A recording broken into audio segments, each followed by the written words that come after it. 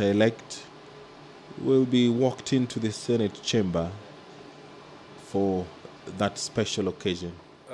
Having established that indeed we do have a quorum, Clerk, can you proceed by calling the first order, please?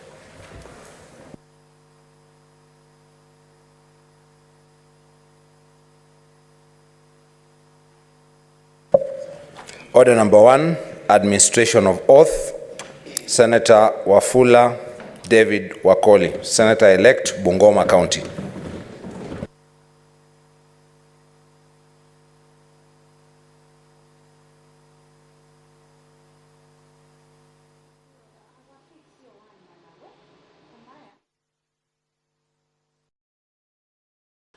There on your screen is the senator-elect, flanked by the Nandi County Senator.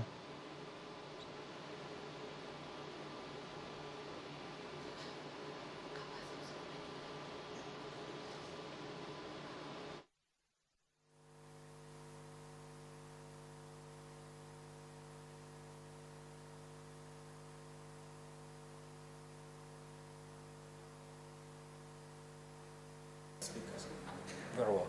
Proceed to take the oath.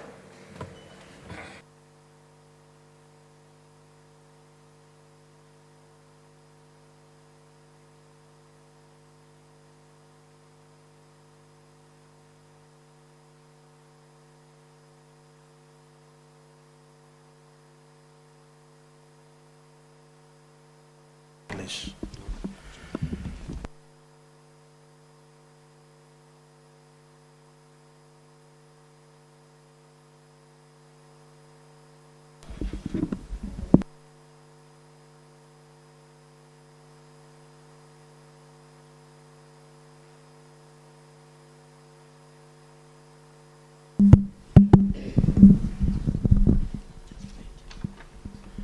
I, Wafula David Wakoli, having been elected a member of the Senate, do swear in the name of the Almighty God that I will bear true faith and allegiance to the people and the Republic of Kenya, that I will obey, respect, uphold, preserve, protect, and defend this Constitution of the Republic of Kenya, and that I will faithfully and conscientiously discharge the duties of a member of Parliament. So help me God.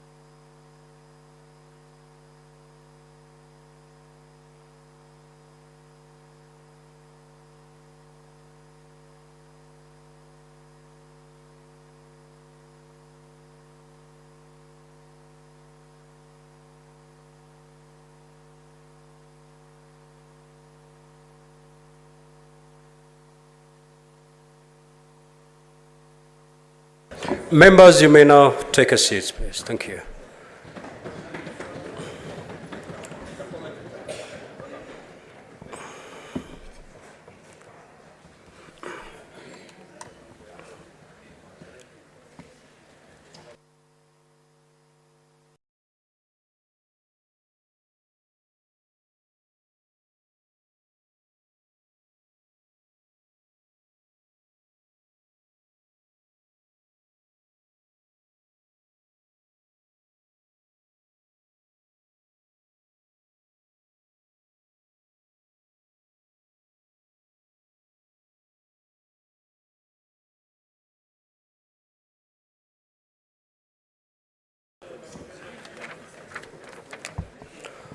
Honorable Senators who are standing, please take your seats.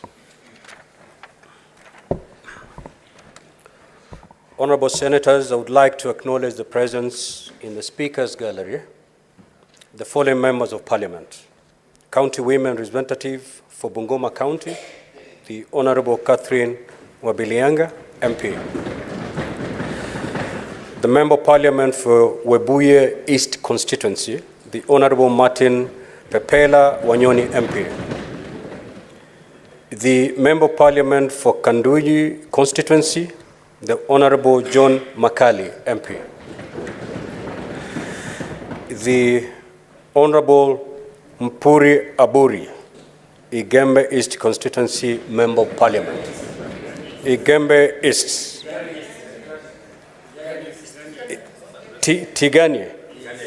Tigania East Constituency. Honorable Senators, on behalf of the Senate and on my own behalf, I welcome the said dignitaries to the Senate and wish them well for the remainder of the visit. I thank you.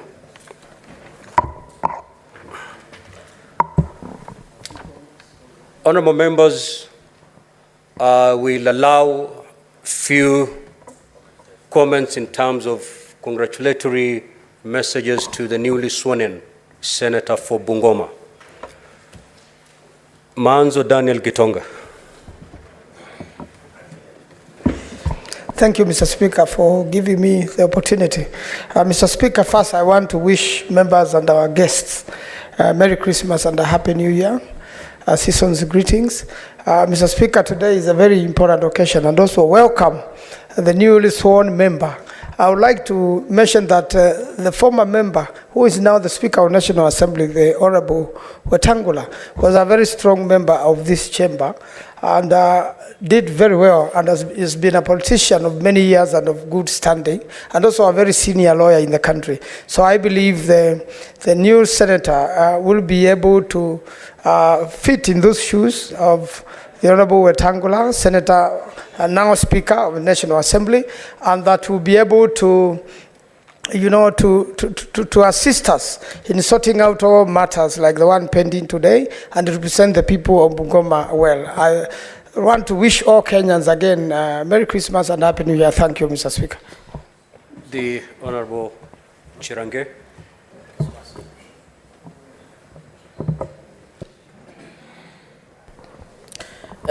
Thank you, Mr. Speaker, and Merry Christmas and Happy New Year to all of us, including our guests. Mr. Speaker, first and foremost, it was an honor today to escort our newly elected senator, brand new, 0 mileage from Bungoma, Senator Wafula David of Ford, Kenya. Mr. Speaker, I don't know why the entrance of Senator Karen Nyamu is drawing excitement, especially from the male members. Maybe that's a story for another day.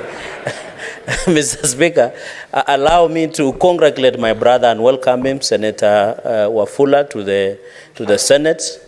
Mr. Speaker, the immediate former Senator of Bungoma and the current National Assembly Speaker was a dedicated member of this House. He used to sit just behind my brother, Senator Wambua. He was the senior most in this House, Mr. Speaker, but he ensured he attended all the committees as a member religiously, contributed, of course, with colorful English whenever he appeared before any motion or debate or any comment on the House, Mr. Speaker. So I want to welcome my brother, Mr. Speaker, and I'm happy that the great people of Bungoma have always and ensured that Kenya Kwanza family is growing by leaps and bounds. We are happy. I know the minority side had a appetite that this addition would have been on their side, but unfortunately, these young gentlemen were able to flow seasoned politicians, including the former Bumula Member of Parliament and also the chair of, I don't know the name of that party, I think it's a village party, Wafula Munyinyi, somebody like that. And we thank that the Kenyans are now realizing the importance, Mr. Speaker, of youth in leadership. So I want to thank all the senators, Mr. Speaker, and believe that they can be able to be welcome, Mr. Speaker, to this House, the assistance of all of us, Mr. Speaker, so that we can move ahead. Finally, Mr. Speaker, I want to ask my brother, the new senator, that I hope you will learn very fast The people of Bungoma have high hopes on you.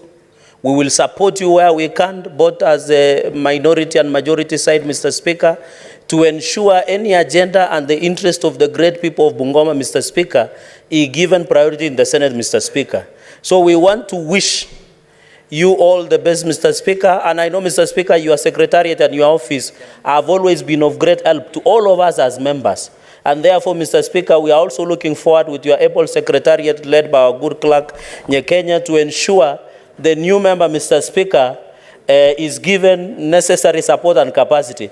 Mr. Speaker, and I can notice that there are some of the members who are elected in August, even as you take Senator Wafula for orientation, there are quite a number of members that need still to go for orientation, Mr. Speaker. So don't let him go alone. Include a number of them. I'll give you in camera their names so that they can be effective and efficient in terms of their discharge, Mr. Speaker. With all those many remarks, congratulations, Happy New Year, and Merry Christmas. Thank you very much, Mr. Speaker. The Honorable Senator Mazayo.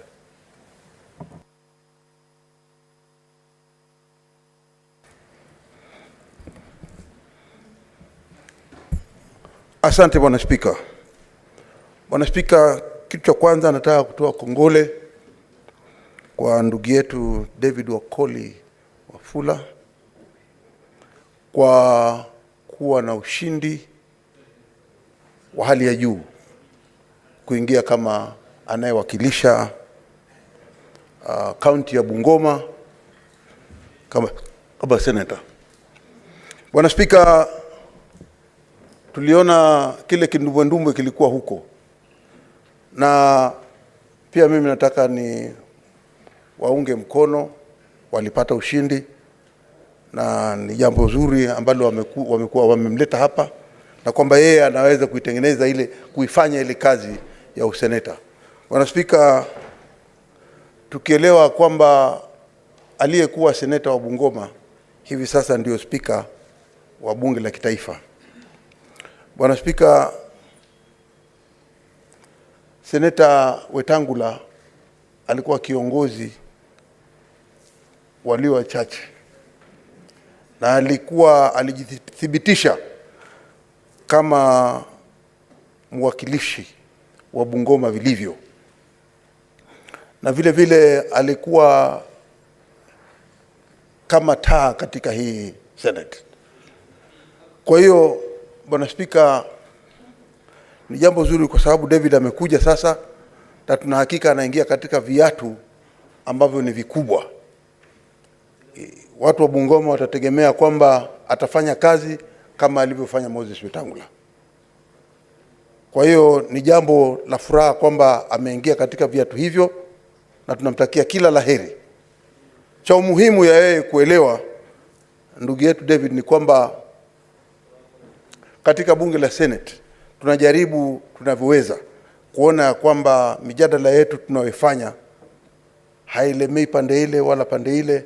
Tunaweza kuifanya mijadala inakuwa ya kitaifa, ya kwamba lote tunalofanya hapa linasaidia serikali zetu za mashinani. Ndio cha muhimu.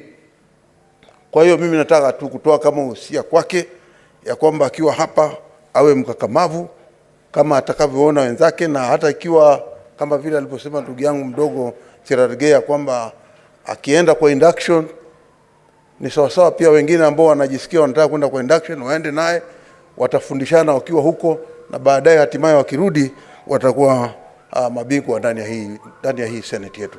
Kwa hiyo mimi namtakia kila laheri ndugu yetu David katika kazi aliyoanza hivi leo, na watu wa Bungoma na hakika hawakufanya makosa kumchagua yeye. Ndugu yangu, watu wako na imani na wewe. Kwa hiyo kaa mkakamavu, na kama kuna lolote unaweza kuja kuuliza upande huu, manake huku pia ndio kuna maprofesa, pande hii hakuna maprofesa. Asante Bwana Speaker. The Honorable Senator Tabitha Mutinda. Thank you, Mr. Speaker. I want to take this opportunity to congratulate Senator Wafula. It's a good space in Senate. From the leadership of the clerk, it's been wonderful, and we believe the same will still be offered from the same leadership. As new members, We've walked a good journey. And as you take the leadership of Bungoma, Senator Wetangula has been on the lead, and we urge that you continue with the same spirit.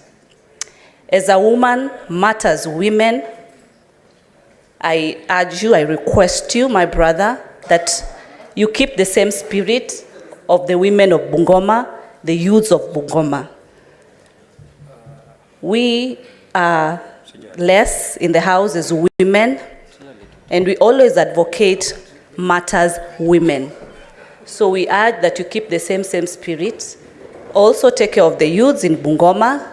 We look forward to support systems, and we are also happy as Kenya Kwanza to soldier on and maintain our seat.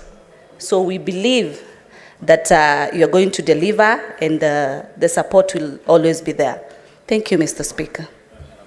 The Honorable Senator Enoch Wambu.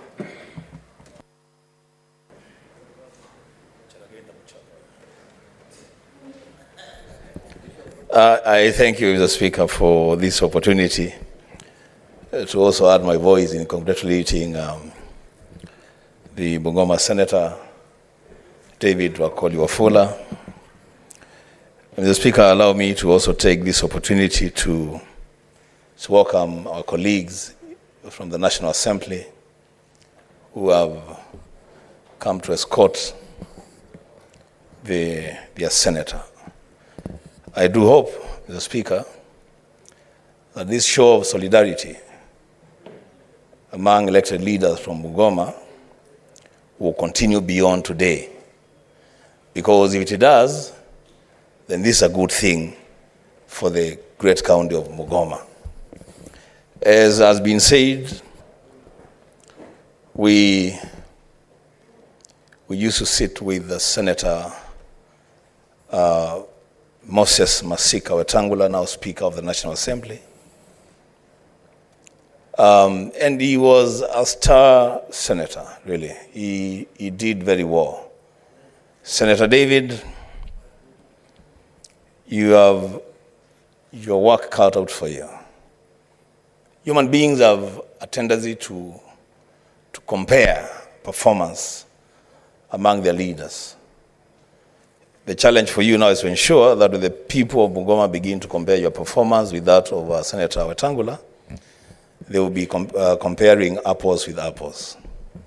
And the beauty of it is that there will be opportunity for you and for all of us to learn. Learning is a continuous life process. And I like what Senator Cherargei has said, that you'll be accorded an opportunity to be inducted and be trained in the workings of the Senate. And he mentioned that if there are some leaders who also want to join in that mentoring and that induction, that training, then they can tag along. As Speaker, the only thing that Senator Cherargei was shy of saying, and I'll say it on his behalf, is that we all need to be inducted, we all need to be trained, but I think he needs it a lot more than many of us. So, Mr. Speaker, if there will be only one more chance for a senator to accompany Senator Wakoli, I plead that that chance be given to Senator Cherargei. Mr. Speaker, those remarks, I welcome the new Senate. I thank you. Senator Mungatana.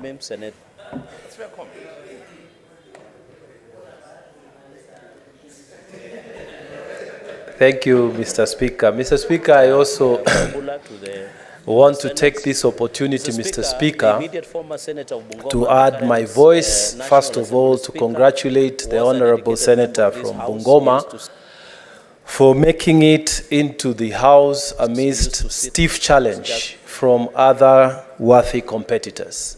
Mr. Speaker, a heavy burden rests on the shoulders of the Honorable Senator David Wakoli. Why I say so, Bungoma County, Mr. Speaker, has been a barometer of the politics of Western Kenya. So whatever utterances that he's going to make, whatever political moves that is going to make, all of us and the people of Tana River and other places will be watching, because we will be interested in hearing and seeing the moves he's making. Mr. Speaker, we want to welcome him and tell him that in this house we are all friends. We push for one singular issue, that devolution be respected, our counties get a fair share, and that devolution be made to work. Mr. Speaker, I also want to encourage him that now that Bungoma has produced a speaker, it is upon him now to aim higher. So maybe in future he should be thinking about running for president, not just sitting around. With those few remarks, Mr. Speaker, I welcome Mr. Senator now, Mheshimiwa David Wakoli Wafula. Thank you, Mr. Speaker. Senator Methu.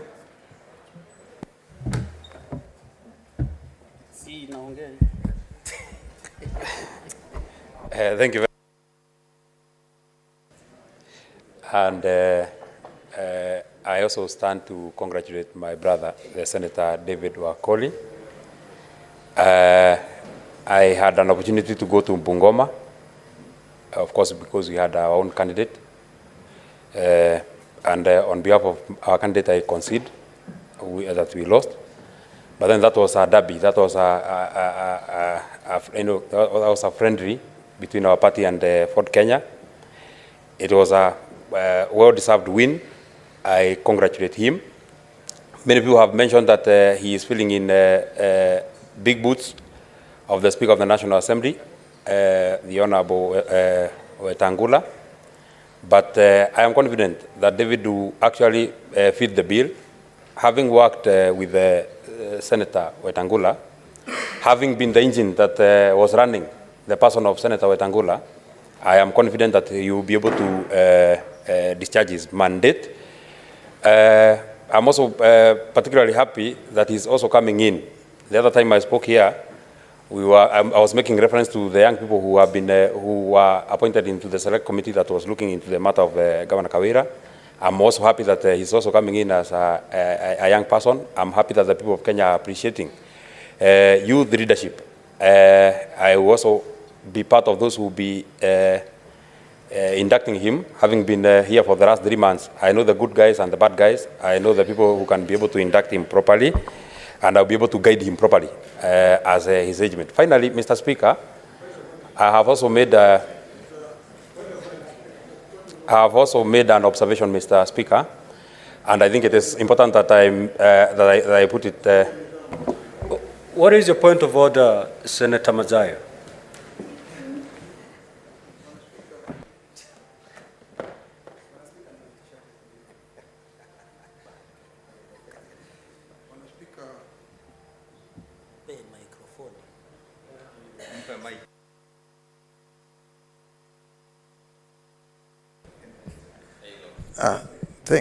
Thank you, Bwana Speaker. Bwana Speaker, sijui kama umesikia ama umesikiza alivyokuwa akiongea Senator ndugu yangu hapa akisema ya kwamba kuna guys hapa nashindwa hao guys ni kina nani, manake hapa naona kuna distinguished senators ndio wako katika hii nyumba. Bwana Speaker, utumiaji wa lugha ni kitu muhimu, otherwise ama sivyo tutapeleka message ambao haiko kisawa sawa. Bwana Speaker. Indeed, Senator Methu, the language is unparliamentary. Kindly retract and proceed to conclude your comments. Thank you very much, Mr. Speaker. I actually withdrew that particular comment. I never meant to disparage the senators who are here. I have a lot of respect for them. But the point that I was making as I was winding up, Mr. Speaker, is that this is a season, Mr. Speaker, of assistants going all the way up. Honorable David has been an assistant to Senator Wetangula and is a senator here. Myself, I've been an assistant to the Speaker of Nyandara County Assembly, and I am here. The assistant of Senator Cherargei, Engineer Joseph Remengich, is a member of Parliament for Mgwen. The assistant of former Leader of Majority, Kipchumba Murkomen, Adams Kipsianai, is a member of Parliament for Keio North. So, Mr. Speaker, as I wind up, then it is also a burden onto us. Just a minute, Senator Meru. What is your point of order, Senator Kenyu? Bwana Spika, kwangu si kwa kiongozi Meru, ni vile ambavyo nimeona nyumba hii. Dakika kama 2 kulikuwa hakuna spika katika hicho kiti, Bwana Spika. Nimestuka sana, niliona wakati Meru anaongea, alikuwa aongei katika Senate ya Jamhuri ya Kenya kwa sababu hicho kiti hakikuwa na spika. Ilikuwa kiko wazi, hakukuwa na spika yote. Bwana Senator Kenywa, samahani. Dakika 2 ni muda ya sekunde ngapi? Hata kama ni sekunde 1, Bwana Spika, hakupaswi hili jumba liwe hakuna spika katika hicho kiti, hata kama ni sekunde 1, Bwana Spika. Senator Meru, proceed. Thank you very much, Mr. Speaker. There is a challenge of the time zones in Laikipia. It's a challenge that you can understand, the Senator for Laikipia. But the point that I was making, and I also, Mr. Speaker, had an opportunity of being here when, Mr. Speaker, your own personal assistant or a person who worked in your office was testifying in the matter that we shall discuss later, and he's a chief of staff and he did very well. So it is upon us, Mr. Speaker, to also help the people that are working in our offices so they can become very good leaders and that they can take after us. Thank you very much, Mr. Speaker. Okay, thank you, Senator of Ososi Godfrey. Thank you, Mr. Speaker. Mr. Speaker, I want to start by congratulating Mr. Wakoli, Honorable Senator Wakoli, for the deserved victory to become the Senator of Bungoma County. I want to say that I participated in the campaigns in Bungoma, and I know how hectic it was and competitive. So for Honorable Wakoli to have won, it is not a small achievement. It's really a big achievement. And I also want to thank the people of Bungoma County for conducting very peacefully election that has produced a senator. My advice to Senator Wakoli is that, as my colleagues have put it, he is coming in to fill big shoes left behind by the Speaker of the National Assembly and the former Senator of Bungoma, Honorable Wetangula. And in addition to that, Mr. Speaker, you are all aware that the work of a senator is to provide oversight in the counties. And Honorable Wakoli is coming in to provide oversight on a governor who has been a governor, has been a speaker of this house, and again back as a governor. So that means he has to work extra hard to oversight Governor Lusaka. And Mr. Speaker, as you know the history of Bungoma County has been known to be, and particularly the community, predominant community in Bungoma, which is Bukusus, been known to have produced some of the best leaders in this country. Michael Kijana Wamalwa, people like George Captain, Mukisa Kitui, Masinde Muliro, people like even Wetangula. So being a senator of that county, it's Bufoli Wakoli, of course, and others. Being a senator of that county, it means you are the leading political leader in that county on matters of oversight. So that means you will have to maintain high standards of leadership that these leaders had. Mr. Speaker, I did not campaign for Mr. Wakoli. I campaigned for Mr. Wamunyinyi, who was running on Azimio. But unfortunately, we have a leader now who has been chosen by the people of Bungoma as a senator representing one of the counties in that region, Western region. We are going to work very closely with Senator Wakoli to ensure that we have proper oversight in our region. I know one of my other colleagues from the region, Honorable Khalwale, campaigned vigorously against Wakoli. But now that he's the chief whip, I'm sure he's also going to provide leadership and even share lessons with the new senator of Bungoma County, because you want to move together as one house, and the Senate has been known to be a house that practices bipartisan approach to issues. So, Mr. Wakoli, Honorable Wakoli, I can guarantee you, as a senator of Vihiga County, I am going to offer maximum support in this chamber, even as you try to oversight the county of Bungoma, which I have a lot of interest.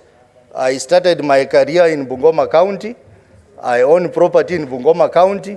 And my children went to school in Bungoma County. So I have a lot of interest in that county, and therefore, Honorable Wakoli, you can be assured of my maximum support as you perform your duties as a senator of Bungoma County. Thank you, Mr. Speaker, and Merry Christmas and Happy New Year. Thank you. I will request that honorable senators let us make very few, just 1-2 minutes comment. Senator William Cheptumo. Thank you, Mr. Speaker. I wish to join my colleagues in congratulating Senator Wafula for his election as the Senator Bungoma. Mr. Speaker, in the elections of 9th, Bungoma County played a critical role in the success of the Kenya Kwanza victory. And I am happy that Wafula now is representing that county. It is as a result of that election, Mr. Speaker, that the former Senator Bungoma, that is the Speaker National Assembly, was elected the Speaker of National Assembly.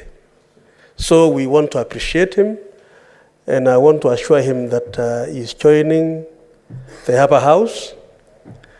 And Mr. Speaker, one issue I would like Honorable Sifuna to note today is that he's taking a oath at a very critical day, Mr. Speaker, of this house. Wafula. Mr. Speaker, shortly after this, there will be a motion in the House about an impeachment motion. Mr. Speaker, Article 96, I want to refer my colleague to that article of the Constitution. Yes, Senator Wambua, what is your point of order? Can the Speaker and the Senator take his seat? Thank you. Mr. Speaker, I hate to disrupt the debate. Strain of thought for my brother, Senator Cheptumo. Speaker, our standing orders prohibit us from anticipating debate. He is talking about a motion that is coming. How does he even know that there will be a motion? I thank you, Mr. Speaker. Senator Cheptumo. Mr. Speaker, maybe I need to say... Sorry, Senator Cheptumo, you know you are ranking member and some of Of these, course I am, Mr. Speaker. Yes, I know but you are. Let me say, without anticipating debate, can I amend it that way? And I proceed? No, you proceed without referring to other matters that Thank you, Mr. either be Speaker. discussed. I want to stop there because I don't want to lose the argument my point.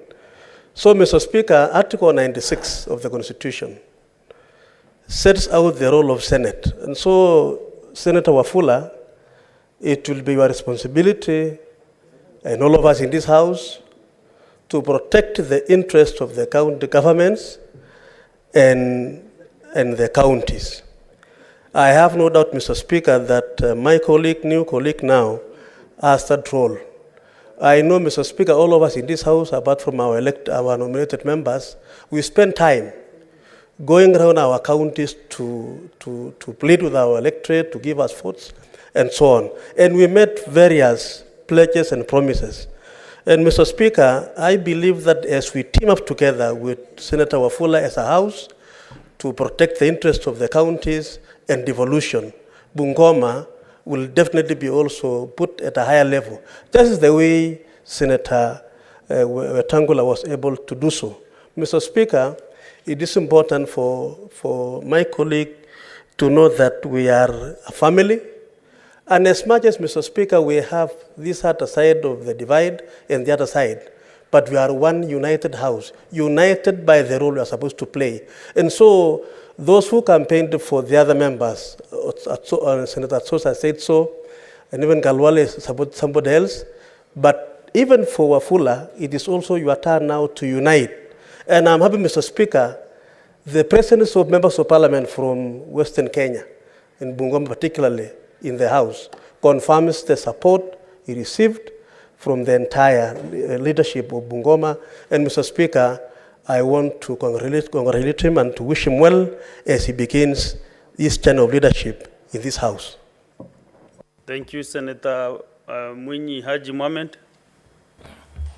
Asante Mheshimiwa Spika, pia mimi kunipa fursa hii kumpongeza Seneta mteule Senator David Wafula Wakoli.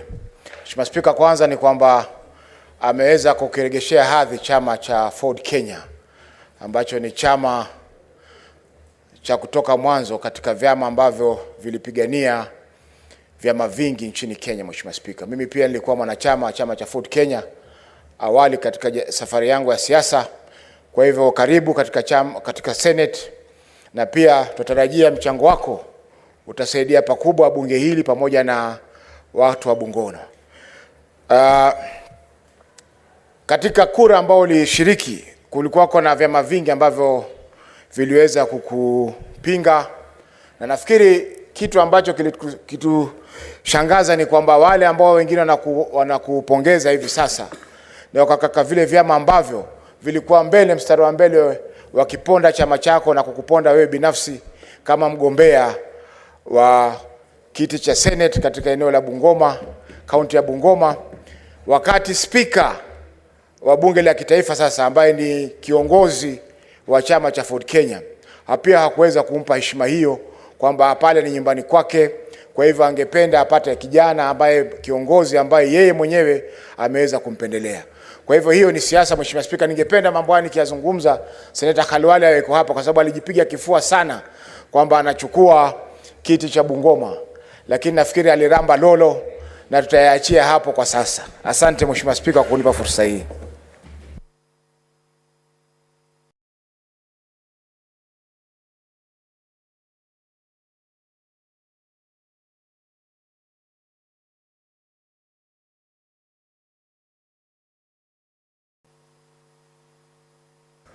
Senator Kathuri. Thank you, Honorable Speaker, for this chance to also take the opportunity to congratulate the newly elected member for Bungoma County. I want to thank the constituents of Bungoma for voting in the new Senator, David Wafula. Actually, I visited Bungoma during the campaigns. The runners-up who was number 2 to Wafula is my friend who we served in the National Assembly. So one of the weekends I visited Bungoma, and the contest was too close to call. It was not very easy to know who was to win, but I knew whoever will win because Senator Wafula now is a member of the Kenya Kwanza coalition. The other competitor who was number 2, also happens to be a member of UDA. So, Senator Wafula, I want to really congratulate you and to ask you to fit into the shoes of Senator Wetangula.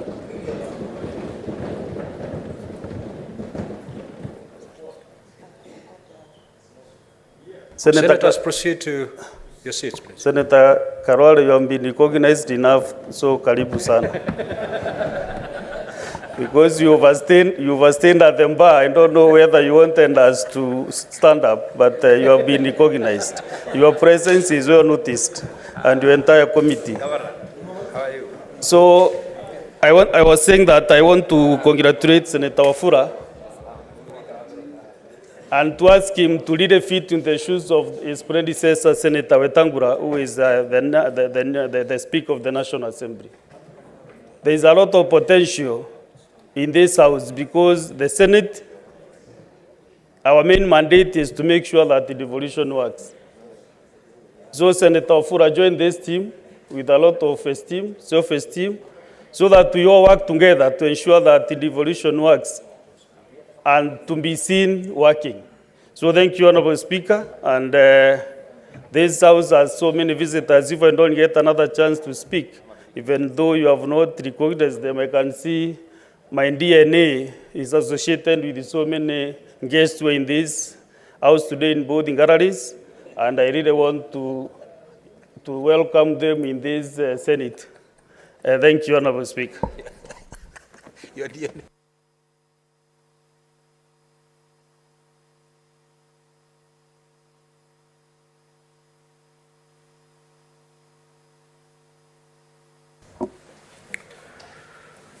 Senator Beth Kiengo.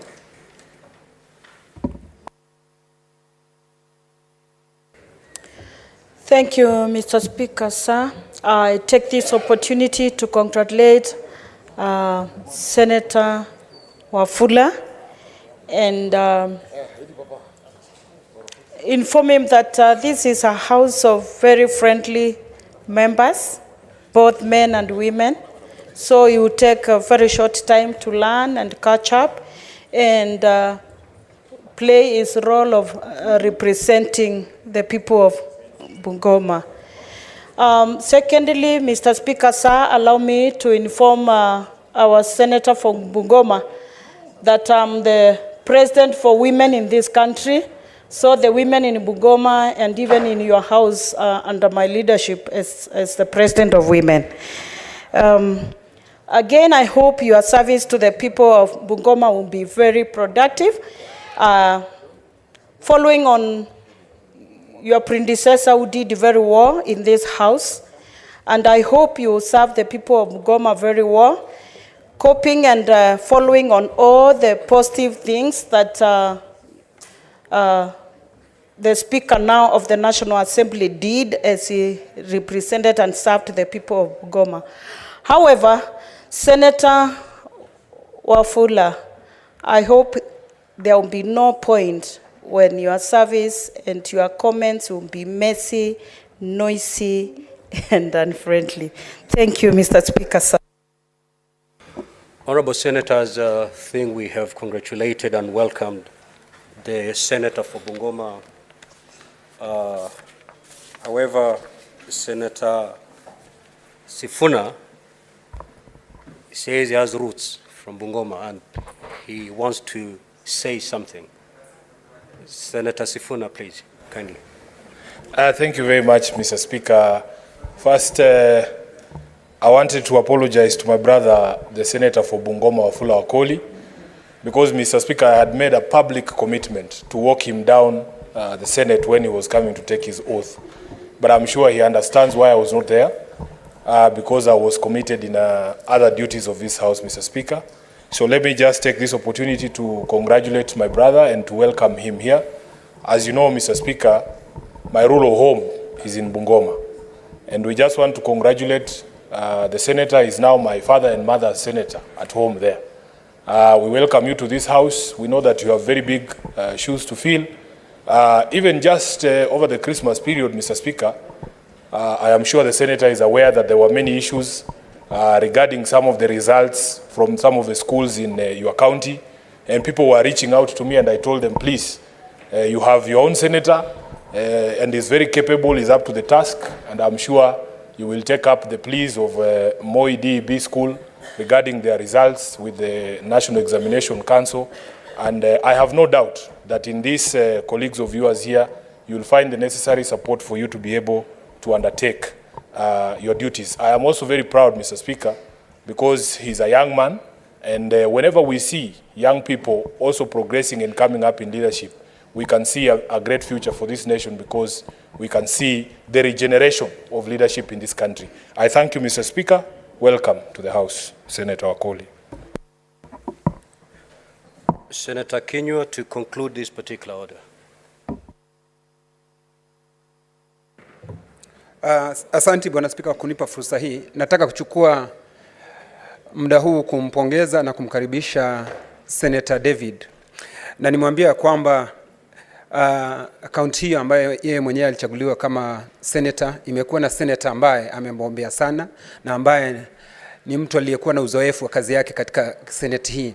Lakini kile ambacho ningependa kumwambia ni ya kwamba mimi nikiangalia na kupiga darubini, yeye namuona atakwenda mbali kwa sababu alichaguliwa kuwa mgombea wa chama cha Ford Kenya ambacho ni chama cha kiko katika Kenya Kwanza, na wakaweza kufanya vizuri sana. Na kile ambacho ningependa kumwambia Daudi ni ya kwamba Senator Daudi ni ya kwamba mimi nikiangalia najua hata yeye mwenyewe, ukiangalia watu wote ambao wametoka huko katika kaunti hiyo, ukiangalia senator ambaye alikuwa hapa, senator speaker ambaye ni governor huko, uangalie tena senator aliyekuwa hapa Moses Wetangula amekuwa speaker. Kwa hivyo sina shaka rohoni David ya kwamba hata wewe utakuwa speaker, na si speaker peke yake, utaenda mbali. Kwa hivyo tunakuombea mema, na ni vizuri ujue ya kwamba viatu ambavyo utakavyovivaa ni vikubwa kidogo, kwa sababu Wetangula mtu ambaye amembombea katika mijadala, katika uzoefu ya kazi yake. Lakini sina shaka pangu rohoni vile ambavyo uliambiwa na Senator Cherargei ya kwamba utafunzwa, utaelewa maneno na si magumu, kwa sababu hakuna mtu ambaye alizaliwa ikiwa anajua. Sisi sote tunasoma na tuna hakika ya kwamba hata wewe utafanya vema na utaweza kuchunga mali ya kaunti yako kama vile maseneta walioko hapa wanachunga, na vile vile kupigania kaunti zao ili ziweze kupata hela zaidi. Asante Bwana Spika kunipa fursa hii. Nashukuru. Next order, clerk.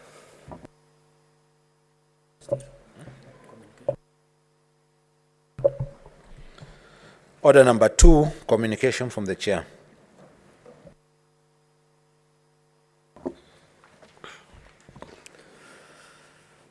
Honorable Senators, I welcome you to this special sitting of the Senate. On the request of the Senate Majority Leader, provide letter reference number Senate MLS /CO 2 and dated 22nd December 2022, and with the support of the requisite number of senators, I appointed today, Friday 30th December 2022, as a day for special sitting of the Senate, via Gazette Notice number 16005, dated 28th December 2022. In the Gazette Notice, I indicated that the business to be transacted at the special sitting shall be 1, swearing in of David Wakoli Wafula, the Senator-elect for Bungoma County, which has already happened. Number 2, consideration of the report of the Special Committee on the proposed removal from office by impeachment of the Governor of Meru County. Honorable Senators, you will recall that by a letter reference number CIM/res/volume V/2, dated 15th December 2022, and received in my office on the same day, the Speaker of the Meru County Assembly informed me that at a sitting of the County Assembly held on Wednesday, 14th December 2022, the County Assembly approved a motion pursuant to Article 181 of the Constitution and Section 33 of the County Governments Act for the removal from office by way of impeachment of Honorable Kawira Mwangaza, the Governor of Meru County. Senator, you may proceed to take a seat. In terms of Article 181 of the Constitution, Section 33, 3A of the County Governments Act, and Standing Order 81A of the Senate Standing Orders, the Speaker of the Senate, upon receiving notice of the resolution from the Speaker of Meru County Assembly, convened a meeting of the Senate on Tuesday, 20th December 2022, to hear charges against the governor. Consequently, honorable senators, the Senate on Tuesday, 20th December 2022, pursuant to Section 33, 3B of the County Governments Act and Standing Order number 81B1, by resolution, established a special committee comprising 11 senators to investigate the matter of the proposed removal from office by impeachment of the governor of Meru County, and to report to the Senate within 10 days of its appointment on whether it finds the particulars of the allegations to have been substantiated. Honorable senators, for your information, both Section 33(6) of the County Governments Act and Standing Order number 84 provide as follows. If the special committee reports that the particulars of any allegation against the governor, A, have not been substantiated, no further action shall be taken under this section in respect of that allegation. Or B, have been substantiated, the Senate shall, after according the governor an opportunity to be heard, vote on the charges. The chairperson of the special committee will shortly lay on the table of the House the report of the committee. If the special committee has found the allegations against the governor not to be substantiated, the matter stands concluded, and I will give further directions on this.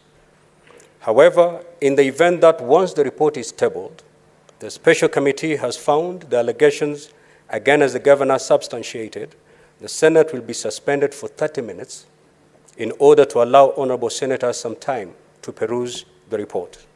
Further, a motion will be listed for business in the supplementary order paper, which, once prepared, will be circulated when we reconvene after 30 minutes. Debate will then ensue in the usual manner, and at the conclusion thereof, the Senate will proceed to vote on each of the impeachment charges after according the governor the opportunity to be had. Honorable senators, in this regard, an invitation has been extended to the governor of Meru County to sit in the gallery during debate on the motion. At the appropriate time, before I put the question on the motion, the governor will appear, if present, before the Senate and be heard either by herself or her legal representative. I wish to inform the honorable senators that if the governor chooses to exercise this right to appear and be heard by the Senate, she shall be heard here either by herself or her legal representative in total silence. The governor's speech shall not be followed by any question or comment, and the Senate shall thereafter immediately proceed to vote on each allegation found to have been substantiated. I thank you.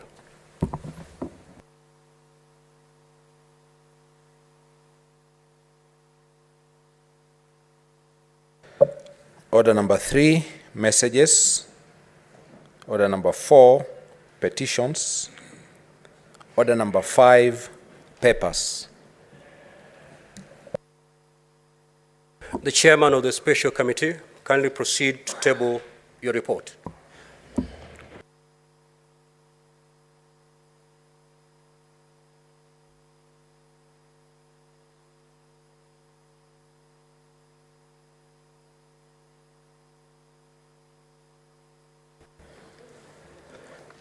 Mr. Speaker, sir, I beg to lay the following paper on the table of the Senate today, the 30th December 2022. Mr. Speaker, this is the report of the Special Committee on the proposed removal from office by way of impeachment of the Honorable Kawira Mwangaza, the Governor of Meru County.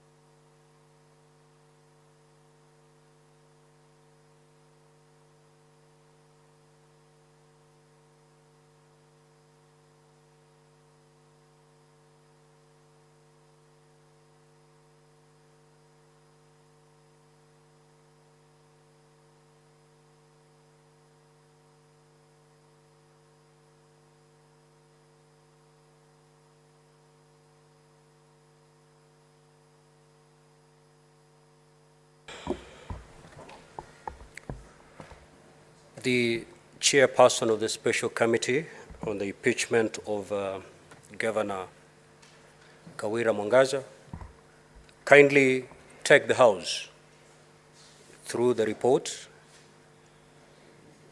in a very summary version indicating what is the decision of the committee. Thank you, Mr. Speaker. Mr. Speaker, sir, I would like to thank you, to thank the House, and to thank... Just hold it, Senator Boni. Senator Chirangei, what is your point of order? I thought this is simple procedural issues. Mr. Speaker, under Standing Order number 91, and also, since this is our standing orders and it guides the business here, there is Standing Order number 223, and I'll need your ruling on two things, Mr. Speaker, sir, with all due respect.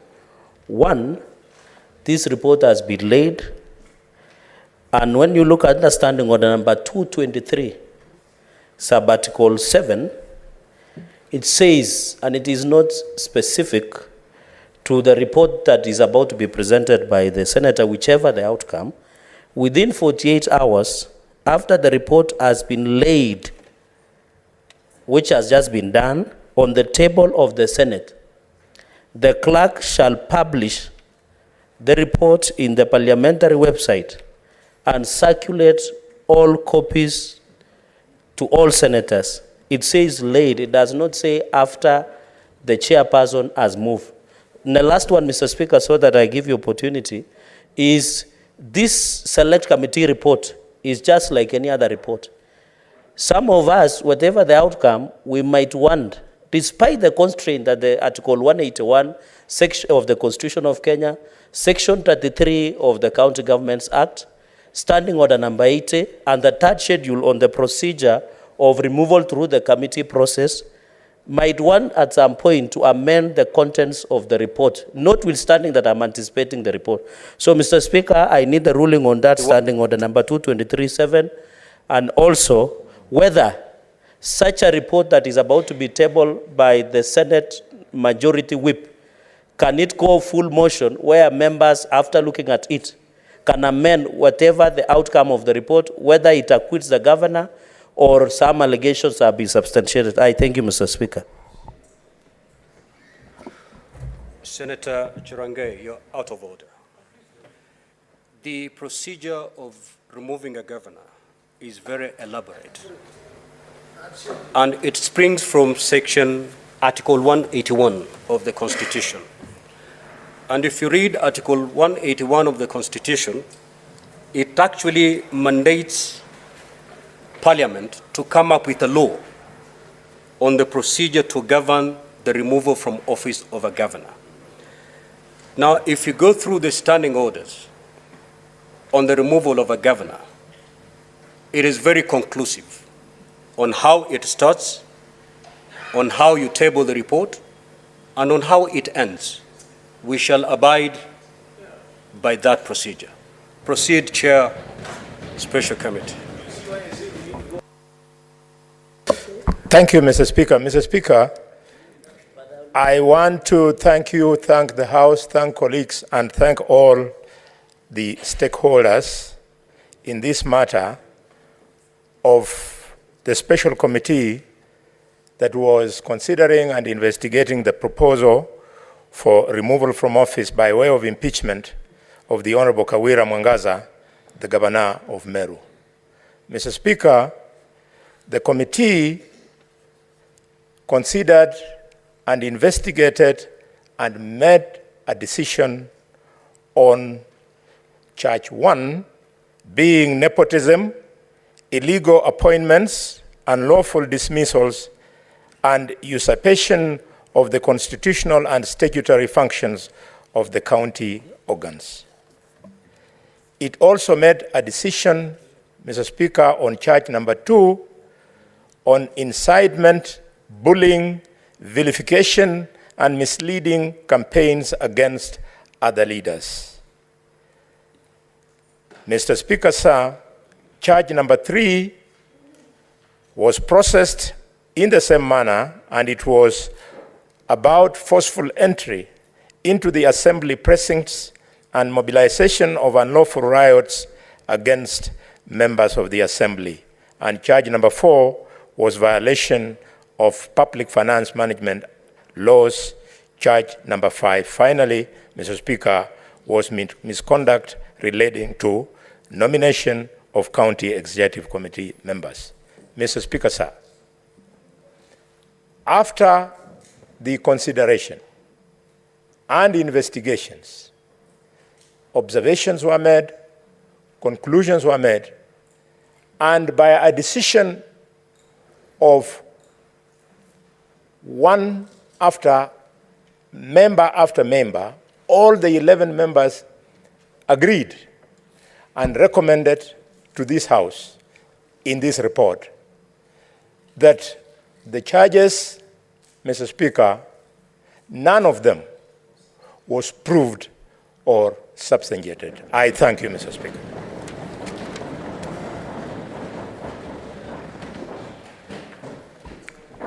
Thank you. Thank you, the chairperson of that special committee.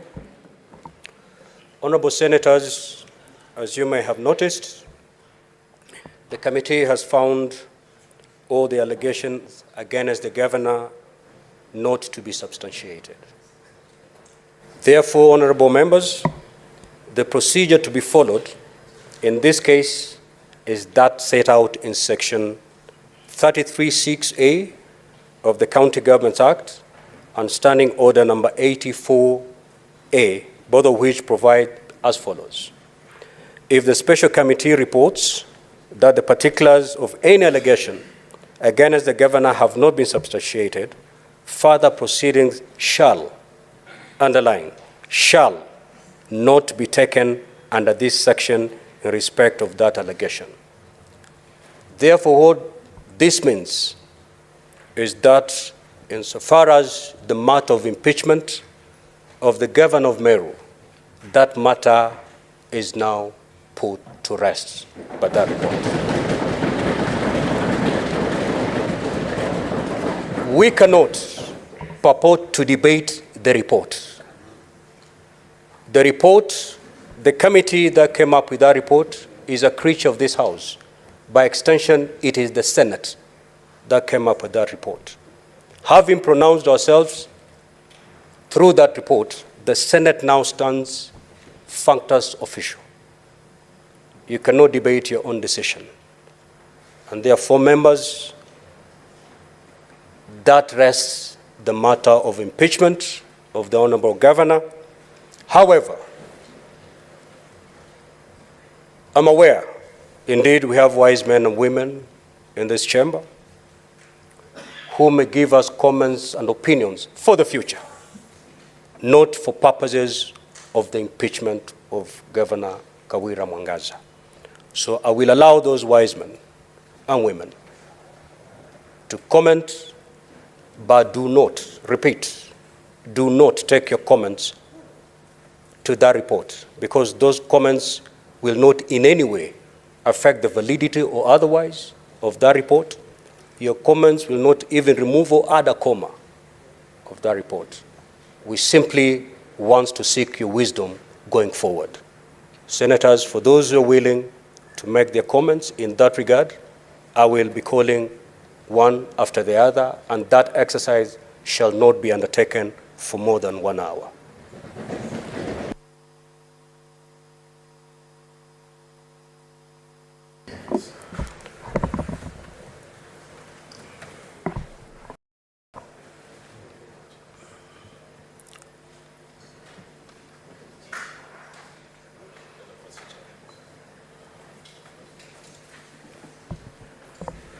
Senator Ngugi Joe Joseph Newton.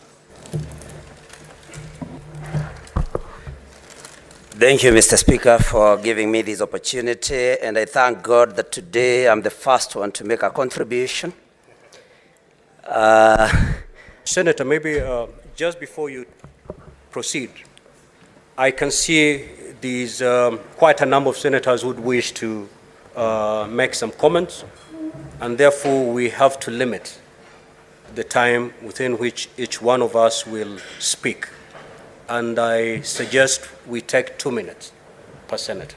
Proceed, Senator. Thank you, Mr. Speaker, and I think I'm going to observe time.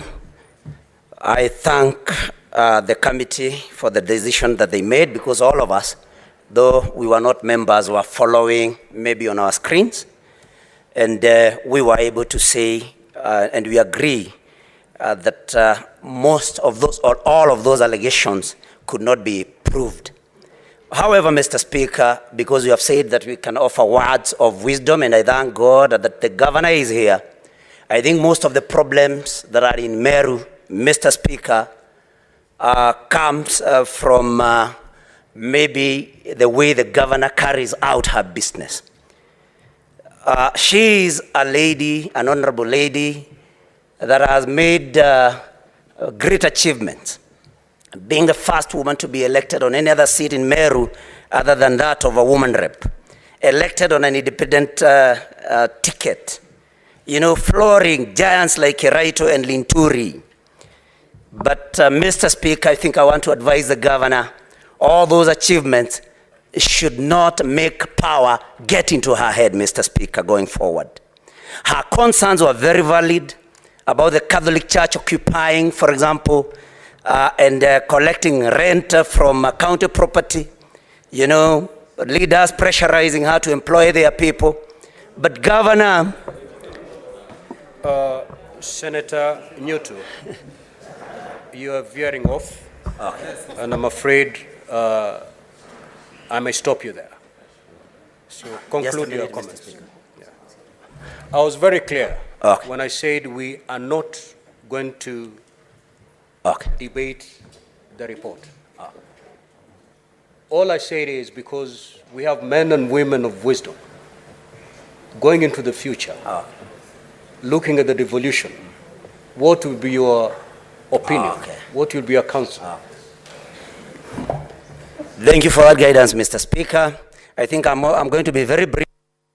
Advise the governor to then, you know, be very careful when she leads, not to address anything. I mean, boardrooms. That's why boardrooms are there, that we can address matters in boardrooms, Mr. Speaker, and that you don't have to say no, even if you mean no.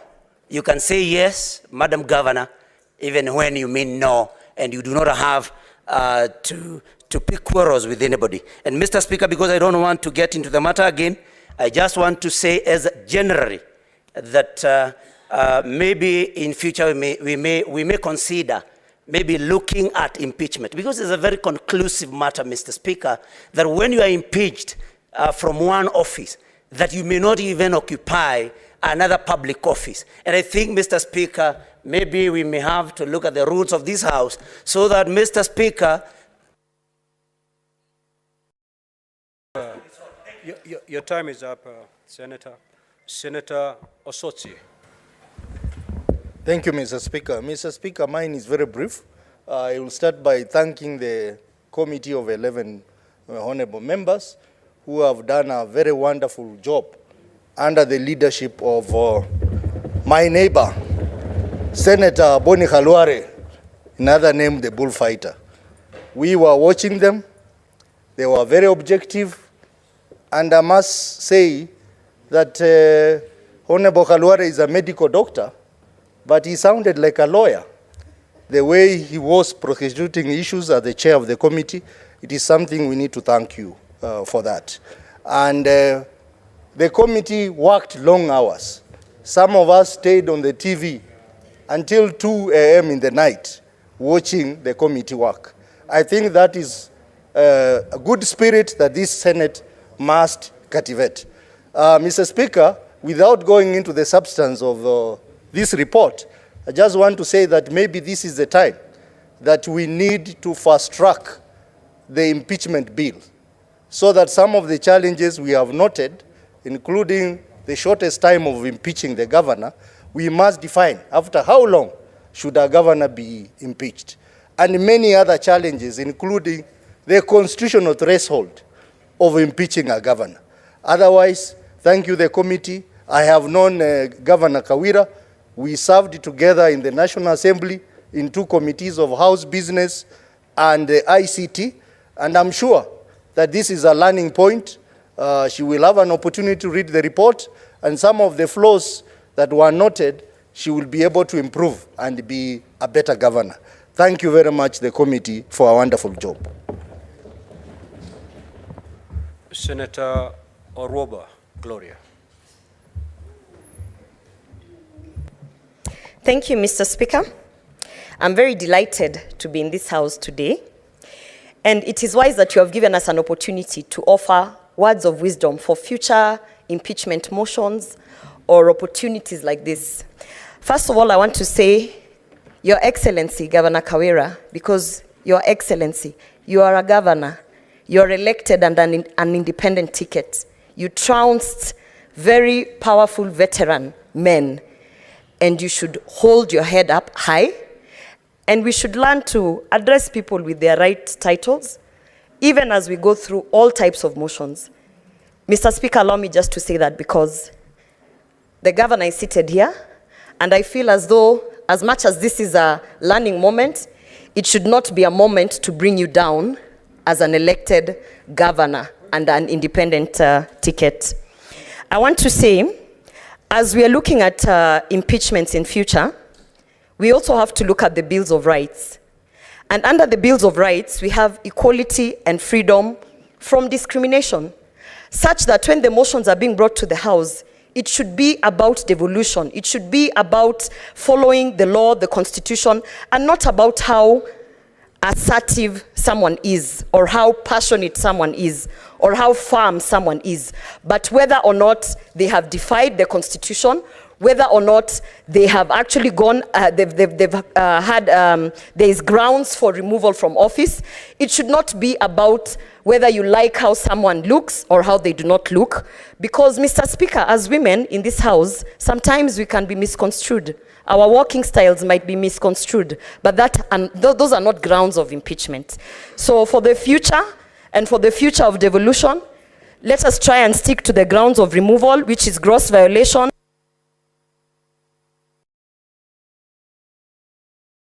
Your time is over, Senator Gloria. Kindly take your seat. Kindly take your seat. Senator Margaret Kamar.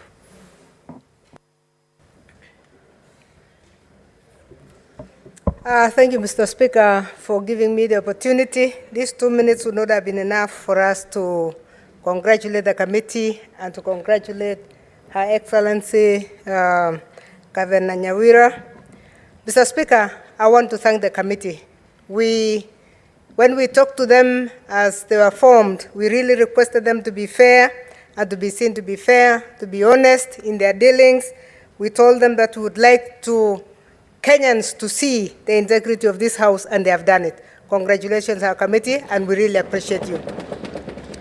Mr. Speaker, I want to congratulate Her Excellency the Governor for the way she handled herself, with a lot of decorum, speaking nothing but the truth.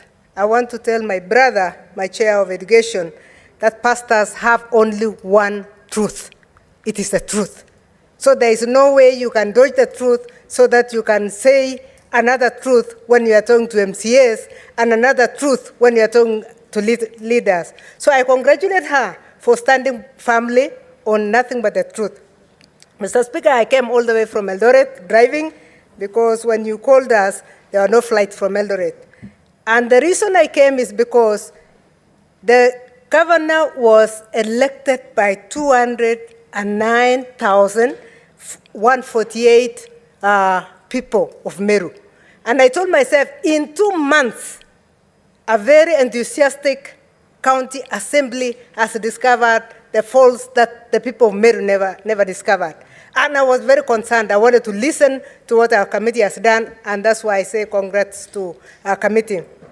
Thank you, Mr. Speaker. We wish you all the best, and we'll discuss the issue of gender later because it came up during our discussion.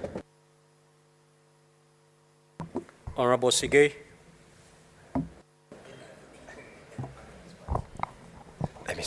Thank you very much, Mr. Speaker. You have indicated that we make comments on what wise men would make. And I want to congratulate the committee chaired by the Honorable Senator Boni Halwale for a good job well done. I believe in the fullness of time we shall have to also interrogate beyond the findings of the substantiation or non-substantiation of the matter that has been before this House. But Mr. Speaker, going into the future, I do think that we might have, in a matter of impeachment, the option or the opportunity to be granted in terms of timing, which is a very key issue, as to at what point can a governor who's been elected into office be available for impeachment. And secondly, if and when a report has been taken by a house, like in this case, do we just, as a house which we have said we are bound by the committee report, just have it that way? I think going into the future, we might have to look at an opportunity where the House can interrogate beyond the report that has been presented by the special committee that has been selected. Mr. Speaker, I once again thank the committee for the job that they've done, and wish this House and the Honorable Governor and her team, and together with the people of Meru, Happy New Year and happy festivities. I thank you, Mr. Speaker.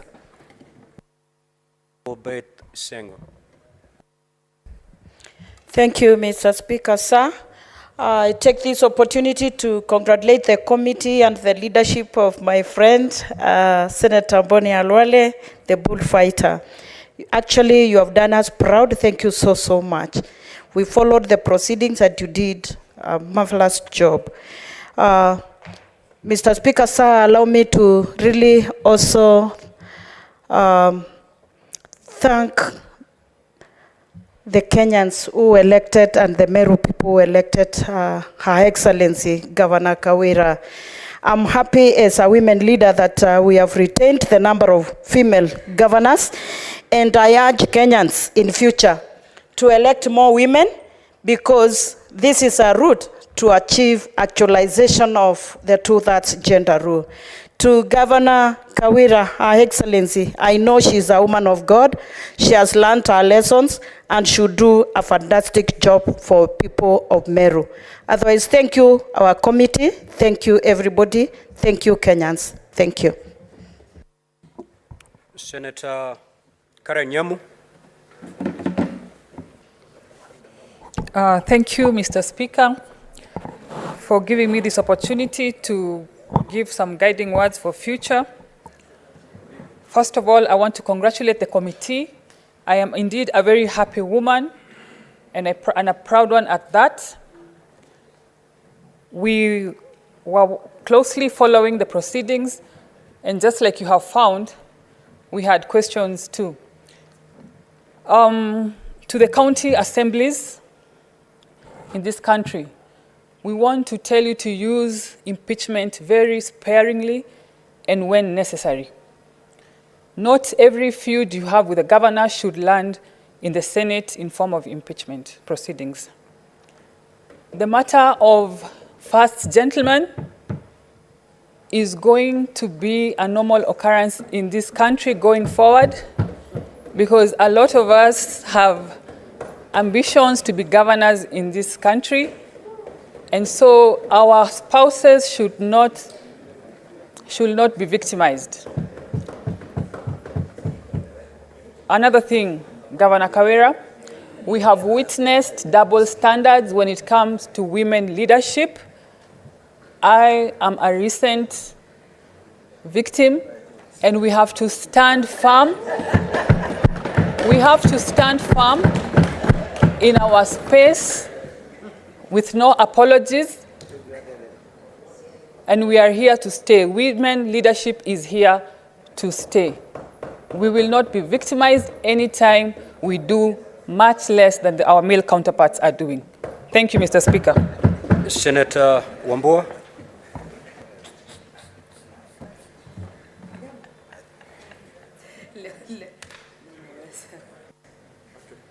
Thank you, Mr. Speaker. Mr. Speaker, I take this opportunity to congratulate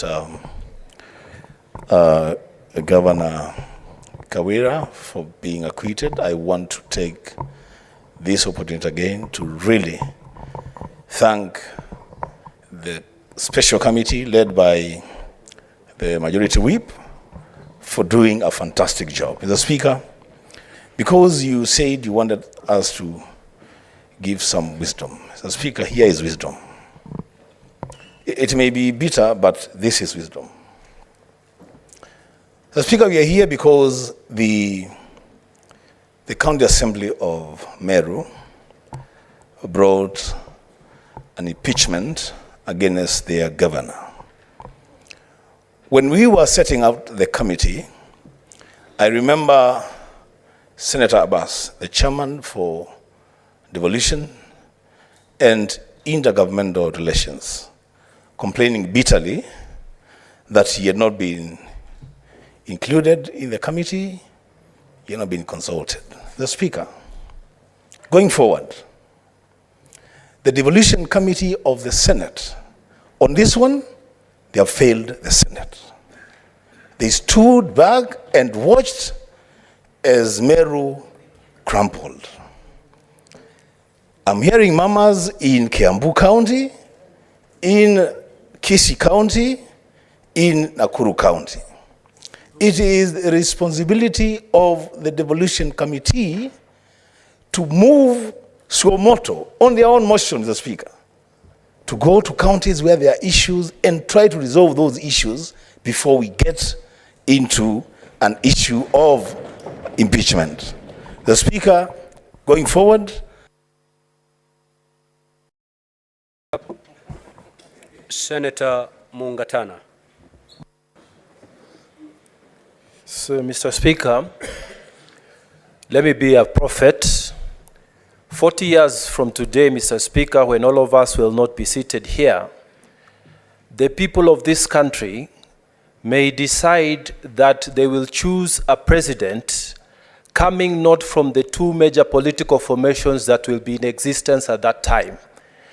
The people of this country may choose to elect, in expression of their independent will, to elect an independent candidate into State House. Mr. Speaker, that president will not be having committee members. He will not be having any person in the House, but the will of the people. Mr. Speaker, going forward, it is my prayer that we will look at the law that will respect the will of the people.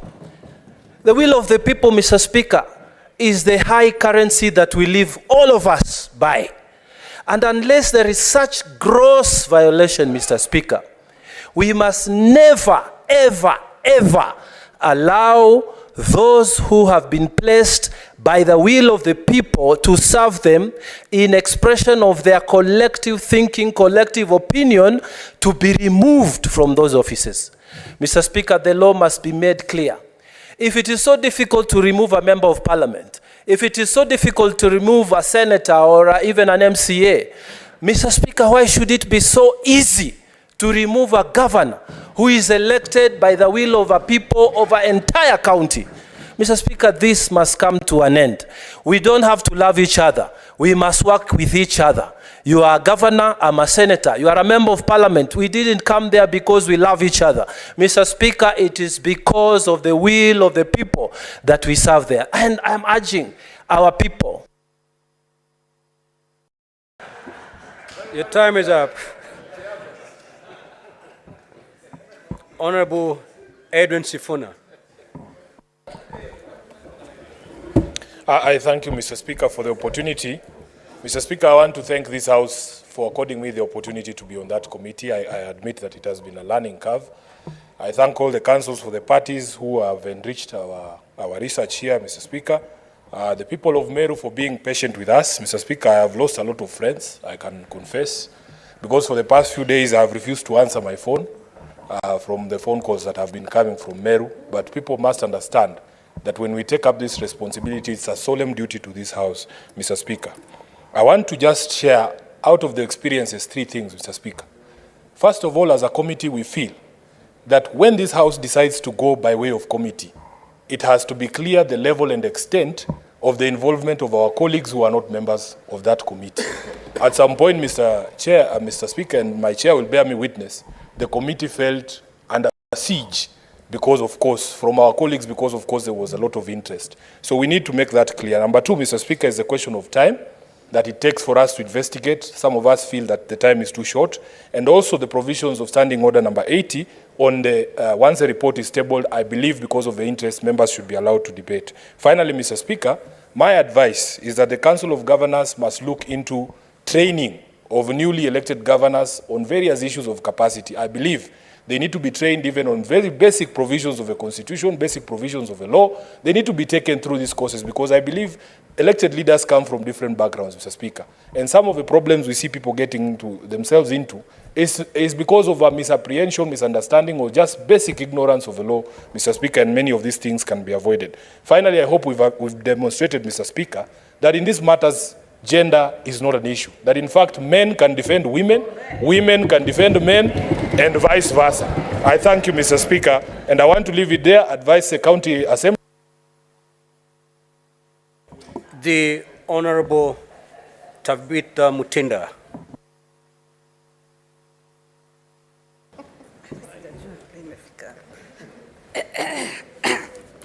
Thank you, Mr. Speaker. I want to take this opportunity to thank the committee led by the bullfighter. They've done a good job. Also the other colleagues, congratulations. And I would not want to say keep it up because we do not want to foresee more impeachments. We would want the elected governors to keep performing. I also especially want to thank Her Excellency Governor Kawira and say that it's not just a win for you, the governor, nor the women of this country, but we've upheld the Constitution. And I would also want to support His Excellency the President on the legislative matters of the funds, that is the NGCF fund, oversight fund, and the ward fund. All we had and all this, what the MCAs needed was the ward fund.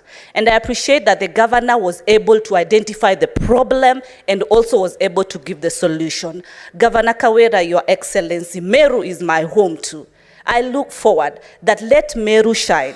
And I know that you're going to be able to work with the MCAs. All they needed, you've been able to identify. Keep the spirit. You're not just a woman governor. You are a leader.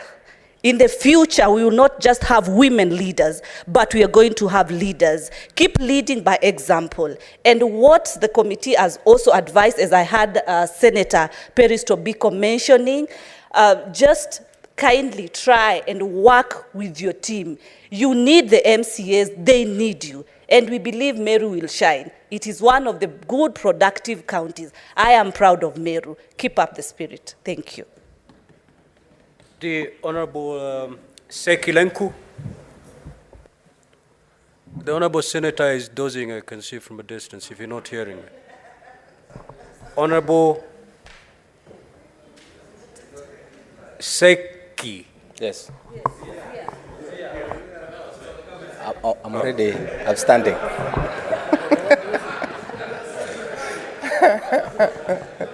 Thank you, Honorable Speaker. Let me take this opportunity to congratulate the committee for the good work done. I want to say thank you so much because you've made this Senate today proud. And we want to say thank you so much for even being brief. Chair, for bringing very few issues. The issues that has been raised against the governor were very few. And I think you've also brought it very clear. And you've been very clear to this Senate that the issues were not really something that can make this governor out of his our office. I want to say thank you for the governor of Meru. As a senator of Kajiado, I want to congratulate you once again being elected. And I want to say that please take the issues that has been raised by the committee. I could really follow the proceedings, and I happened to hear Mheshimiwa Senator Peris advising even you on how you should also take it up in future. Please take those recommendations and advice very keenly. try to observe them, because it is not very good, again, to come here again. It will not be a very good thing again to come to this Senate again, try to observe the recommendations by the committee, and I think going forward we will see a good county, we will see a consultative county, all leaders that has been elected. Is up Senator Hamida.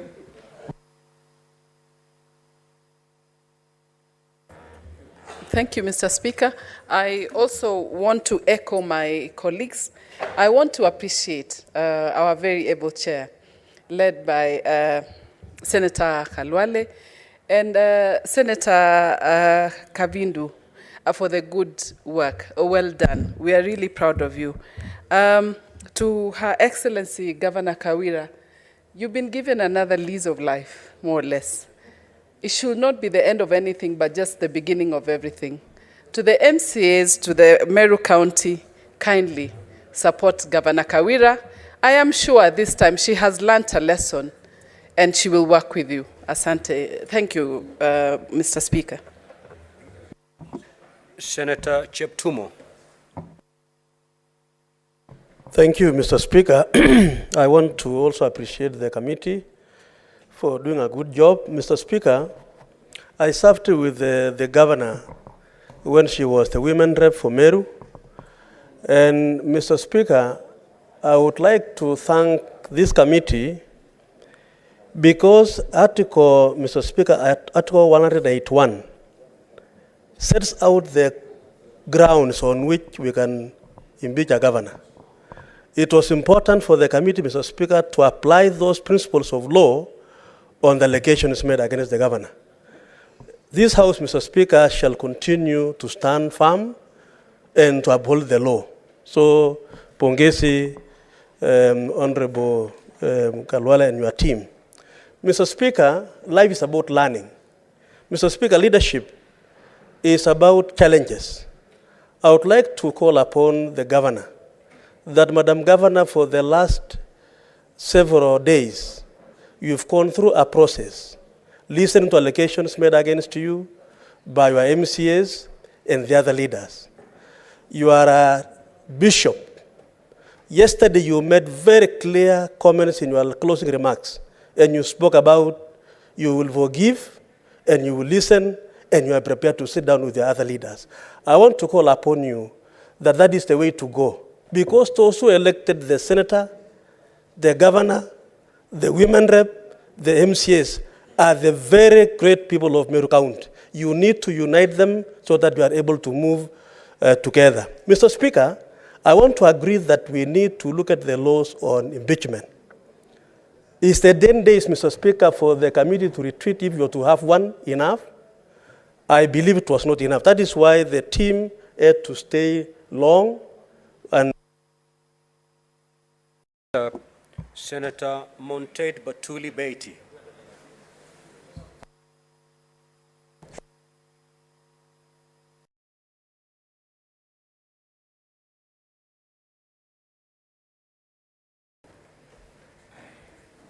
Thank you, Mr. Speaker, sir, for giving me that opportunity to also join my colleagues in congratulating the very able committee, which did a good job. They sacrificed, they sat down for hours. We are proud of you, and you've made Kenya proud. Thank you. Mr. Speaker, sir, I just want to say that we are happy as women today and urge Her Excellency, the Governor, to, by her own words, to please take it up. It's a second chance. Let her show the nation that women can also lead. The other thing, Mr. Speaker, I would want to say is, could this House look at the issue of the roles of the first husbands and the first ladies, so that in future this conflict can be sorted out? Thank you, Mr. Speaker, sir, and congratulations, Madam, Your Excellency. Senator Wamatinga.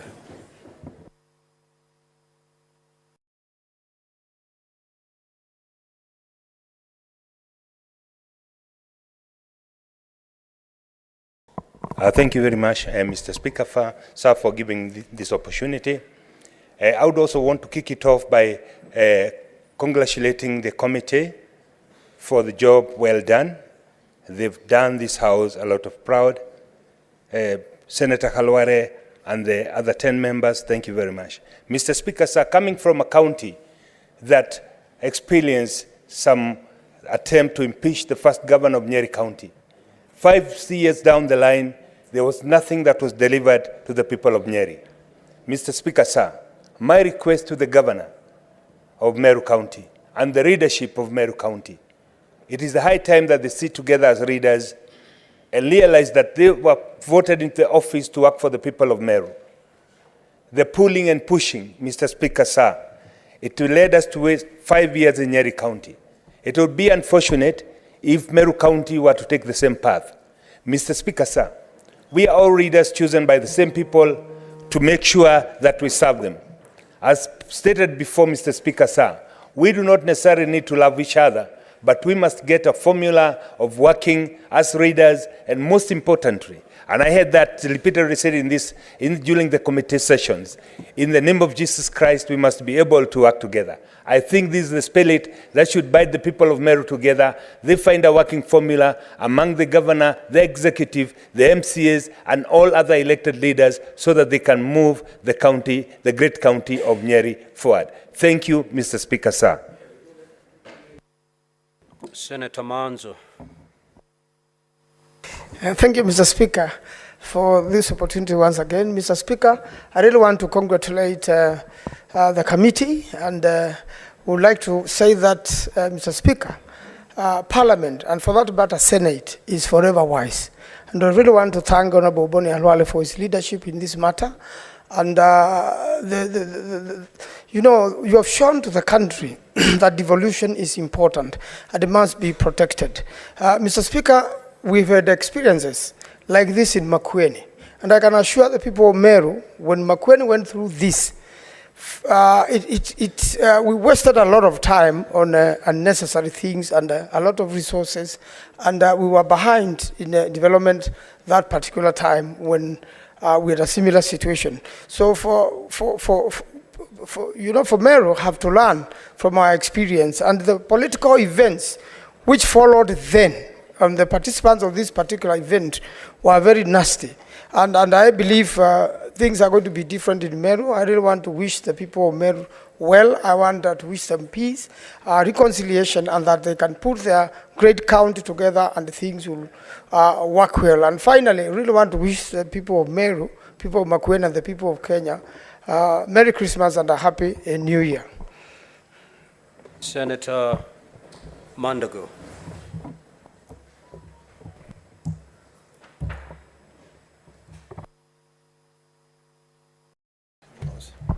Thank you very much, Mr. Speaker. Mr. Speaker, let me speak to two things, Mr. Speaker, on matters impeachment.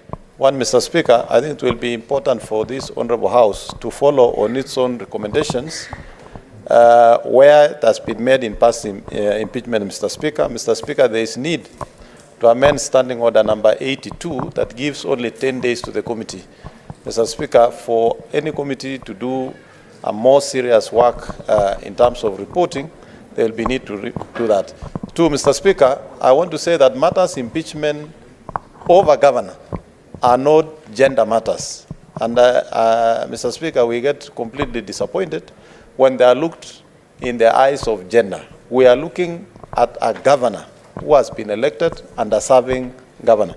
Mr. Speaker, I want to ask that in all leadership status, Mr. Speaker, we have to respect all leaders regardless of their cadre, whether they are MCAs, whether they are members of parliament. And I would strongly recommend, Mr. Speaker, that this House looks into making a unified law that enables counties to have ward development fund. And the mistaken perception that MCAs will be responsible for these funds is actually not true. It is the executive who actually use the funds to implement, but the members of county assembly are given opportunity, being the grassroots leaders who represent the people of those wards, to bring the requests of their citizens to the executive, and having a fund that is close to the ward level, Mr. Speaker, then enables the executive to respond to the needs of the residents of the wards who are also residents of that county, Mr. Speaker. Mr. Speaker, going into the future, we need to expedite the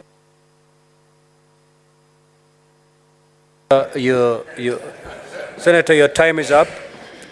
Senator Eddie Okech.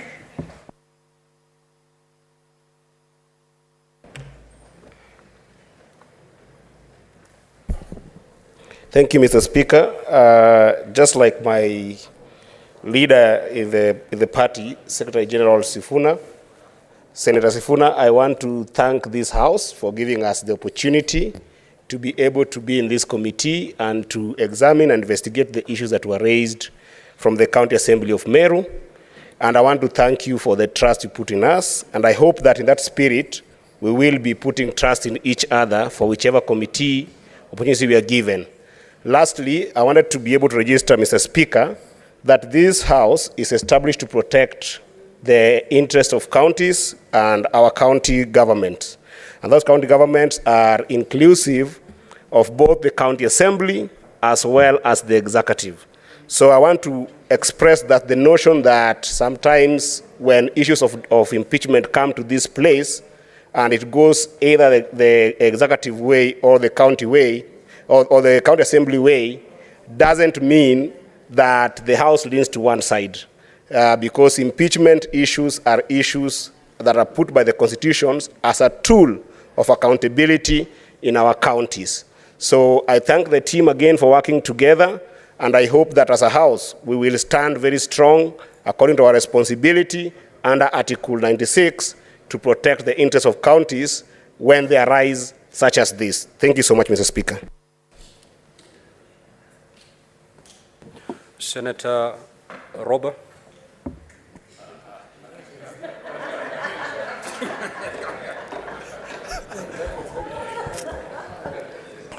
Thank you very much, Mr. Speaker. Senator, nobody approaches the chair for seeking time to speak. We shall speak by the dashboard. Thank you very much, Mr. Speaker, for giving me this chance, and even more importantly, for giving the House the opportunity to comment on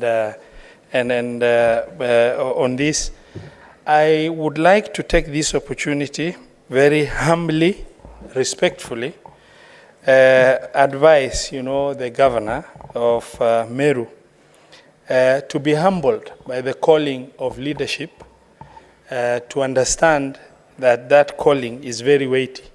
As Swahili saying says, aliyekupa wewe kiti ndiye aliyenipa mimi kumbi. The same God that gave you that power of leadership is that same God that distributed other opportunities. Mine is to request you to be humbled by the calling of leadership. Kindly get in touch with the leaders of Meru. Sit down together within the confines of the law and try and work with them. We have executed this impeachment process, and we believe that there's a lot that has been learned. And the Senate is here to advise you whenever you so require in terms of giving guidance in issues that are gray. Mine is to just say thank you very much to the House also for giving us this opportunity to undertake this responsibility on behalf of the House. Thank you very much, Mr. Speaker. Senator Faki. Asante Mheshimiwa Spika kunipa fursa pia mimi kuchangia ripoti hii. Kwanza naipa kongole kamati iliongozwa na mpiganishaji mafahali ambao wamefanya kazi nzuri na imeipa moyo bunge la Senate kwamba wanaweza kutenda haki kwa mtu yoyote ambaye atafikishwa mbele yake. Pili, Mheshimiwa Spika, ningependa si kumpongeza lakini kumtaka gavana ambaye yuko hapa mbele yetu, Gavana Kawira, na pia County Assembly kwamba hii si kwamba mmoja ameshinda na mwingine ameshindwa. Hii ni kwamba mumeweza kuletwa pamoja, mkazinduliwa kwamba mumechaguliwa kutumikia wananchi wa Meru na wa Kenya kwa jumla. Kwa hivyo hapa hakuna mshindi. Walioshindwa ni kwamba wananchi wa Meru wameweza kukosa huduma kwa muda wa miezi minne sasa. Na Mheshimiwa Spika, kwenda mbele ni kwamba lazima tuangalie kama tunaweza kuirekebisha sheria ili kabla watu kwenda katika masuala ya kubanduliwa uongozini, impeachment, kuwe kuna taratibu ambazo zinafuatwa. Kwa mfano, waweze kupita katika ile kama tume mnaitwa Intergovernmental Relations Committee, waweze kwenda pale kwanza, wajaribu kutatua matatizo yao kupitia mazungumzo na arbitration. Wakishindwa ndio waende katika swala la mwisho la impeachment. Yani hii swala la kubandulia mtu mamlakani ni kwa sababu mtu akibanduliwa hawezi tena kusimamia cheo chochote, hata baraza ya chifu pia hawezi kupata cheo. Hiyo ni silaha ya mwisho ambayo inaweza kutumika kumuondoa mtu mamlakani kwa masuala kama hayo. Kwa Mheshimiwa Spika, pia swala la unapobanduliwa mamlakani, yule deputy governor ama naibu governor pia hafai kuchukua nafasi ile, kwa sababu kwa sasa, kwa mfano, deputy governor wa Meru hajui amsupport governor wake ama aisupport. Senator Methu. Thank you very much, Mr. Speaker. First and foremost, I would want to round the Dr. Boni Halwale Red Committee. That was a job well done. On one of the days that we are doing investigations, I was with you here. You sat until, I think, past 1 in the night. That is a lot of commitment. We are proud that we gave you that opportunity, and we have the lessons. And even your own leadership, that was very good. Number 2, I also want to congratulate Governor Kawira that you have gotten an opportunity to go back to Meru. My only word would be that you go and serve the people of Meru. They voted for you overwhelmingly 200,000, over 200,000 votes. It's quite a huge number. So I wish you well as you serve the people of Meru. Number 3 is that now that you are through with the legal challenge that was ahead of you, what remains is the political challenge. I would want to ask you and beseech the man on my left, the Senator for Meru, that you provide leadership. You'd be doing a great disservice to the people of Meru if you'd spend the next 2, 3, 4, 5 months on a push and pull. I also want to ask our county assemblies that do not fear bringing impeachment and motions to and the petitions to the Senate. Bring them and we shall do justice, just as we did to the one that was brought by the County Assembly of Meru. It does not matter whether you take 2 or 3 months or whatever time, just bring it. We shall be able to unbundle it, unpack it for you, and see whether it was fit or not fit. That is part of our job, and we are well seized of that particular job. Finally, Mr. Speaker, I would want to say this. And it is for all of us as leaders. Dialogue and speaking at each other or to each other will and shall sort out most of the issues that... Time is up. Senator Stewart Mazayo.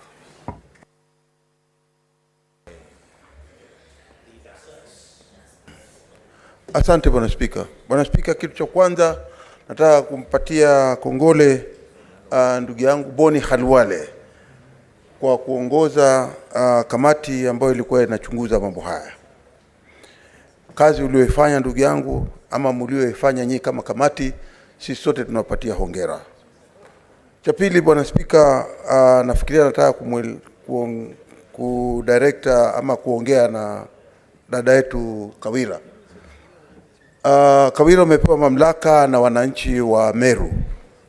Ni lazima uangalie katika mamlaka yako unayoyatumia na utenda kazi wako, ni kwamba watu wa Meru ndio wanangoja hiyo kazi yako utakayoifanya ili waifurahie, kwa sababu wewe wamekuchagua kama kiongozi. Mambo ya kujipiga kifua na kusema kwamba wewe ndio kila kitu pale, tuiweke kando. Fanyia kazi watu wa Meru na ushirikiane. Hauwezi kuwa kiongozi kama gavana kama hautashirikiana na ma-MCAs wako.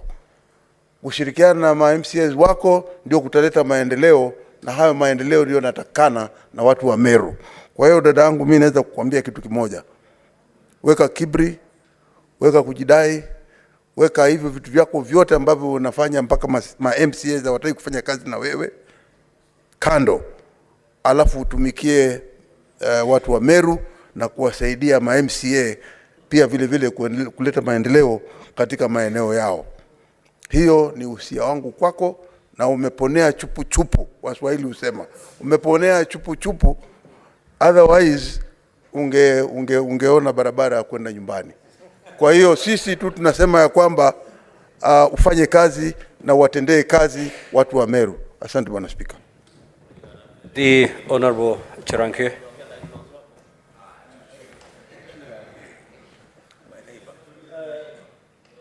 Mr. Speaker, two quick observations. One is that, Mr. Speaker, many substantive issues were raised by the MCS, but fortunately it was closed over. Number two, we have today, in my own observation, we have legitimized temporary impunity, where you go to an office, you follow the law, and that is it. Number three, Mr. Speaker. Honorable Senator. Mr. Speaker. I gave directions on how we're going to make our comments going forward. Yes. The report by the committee is a report of the Senate. You're a senator, and Yes. therefore your functus official, as far as that report is concerned. You cannot therefore purport to distance yourself from that report. And if that is your line of contribution, kindly take your seat. Mr. Speaker, I thought comments is part of the opinion. And I'm not blaming anybody, Mr. Speaker. Can I conclude? Yes. Can I conclude? Take your seat. Honorable Cherange, I know you're forcing me to give you a New Year gift. I'll give it to you. I will. I was very clear, and the law is very clear on this matter. When the report has been tabled, the matter ends there. Whether you have misgivings or not, you don't put them before the House, because it is a report of the House. In other words, you cannot criticize your own work. Having said that, can you proceed to utilize your 2 seconds remaining? What is your point of order, Senator Sifuna? Mr. Speaker. Take your seat, Senator Cherange. Mr. Speaker. Mr. Speaker. Yes. Mr. Speaker, on behalf of Senator Kinyua, can you take your seat, please? I'm on a point of order. You are not on a point of order. He is on a point of order. Senator Sifuna is on a point of order. You are not. No. I said Sifuna.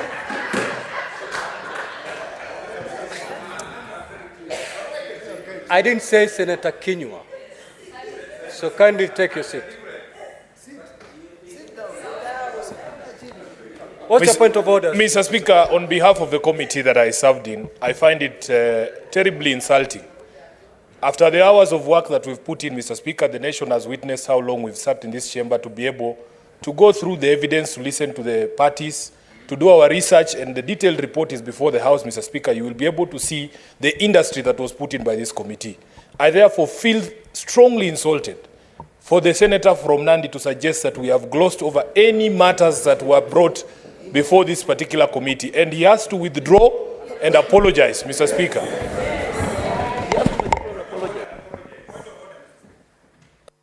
Senator, let me rule on this point of order. Kindly take your seat. Kindly take your seat, Senator. Please. Senator Kinyua, take your seat. Senator Cherange, I was very clear before I opened up space for comments going forward. And we said we are not going back to that report because that report now is a property of the House, including you yourself as the Senator for Nandi. Your statement to the effect that the committee glossed over some issues is unfortunate. And I'm afraid you have to retract and apologize, failure which I may order you to to be out of order and proceed to throw you out.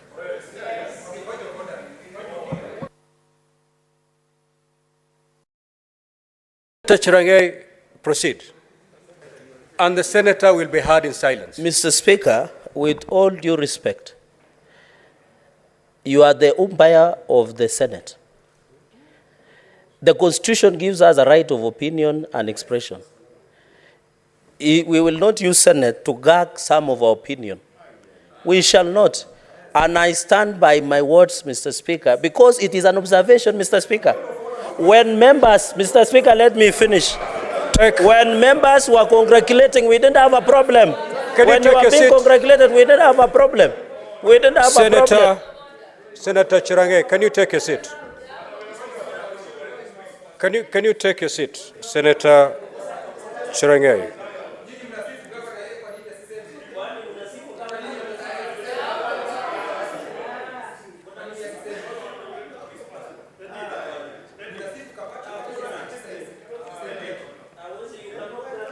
Senator Chirange, you're not in the market.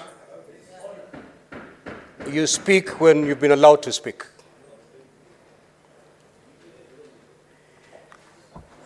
I'm going to repeat myself so that you get me as clear as you can. When this report was laid on the table today, it was laid pursuant to both Section 33 of the County Governments Act and Standing Order 80 of the Senate Standing Orders. If you read it, Standing Order 80(4), it clearly stipulates on how the Senate should handle the report. It gives two scenarios. If the charges are substantiated, then you proceed, and the senators will have an opportunity to debate the report, and thereafter vote on every charge. When no charge has been substantiated, the standing orders are also very clear that the matter rests at that, and no further proceedings shall be taken insofar as those allegations are concerned. Whether you feel aggrieved, whether you feel the committee did whatever you're saying, that has no space on the floor of the House, as far as the law is concerned. You may use another opportunity to air your grievances and your misgivings, but certainly not the floor of the House. So to that extent, you have to retract and apologize. Proceed, Senator Chirange.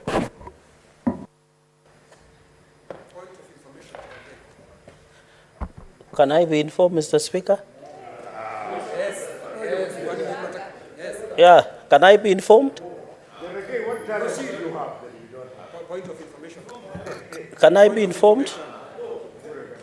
Right to informed. Relax, I listen to you. Why are you in a hurry?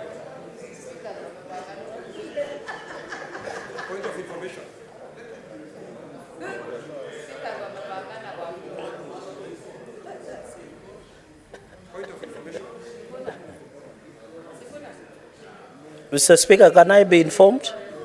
Can I be informed? Proceed, Senator Chirange. But someone wants to inform Proceed me. To retract and apologize. Mr. Speaker, in your ruling, when you gave us opportunity to make comments, you said anything we make, the comment we make here will not alter or change the course of the decision of the committee.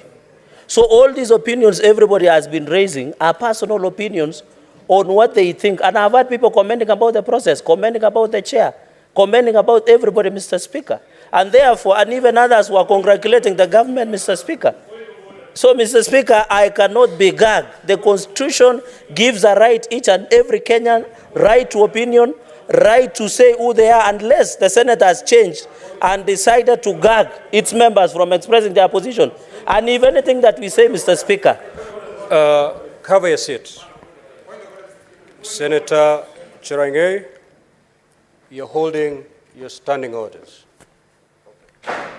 Kindly proceed to Standing Order 122, gross disorderly conduct. I have made a ruling. You don't debate my ruling. You don't. Standing Order 122A, 1A, states as follows. A senator commits an act of gross disorderly conduct if the senator defies a ruling or direction of the Speaker or chairperson of the committee. That is exactly what you have done. Now, before I give you the consequences of doing so, I'm giving you the last opportunity. Proceed to retract and apologize.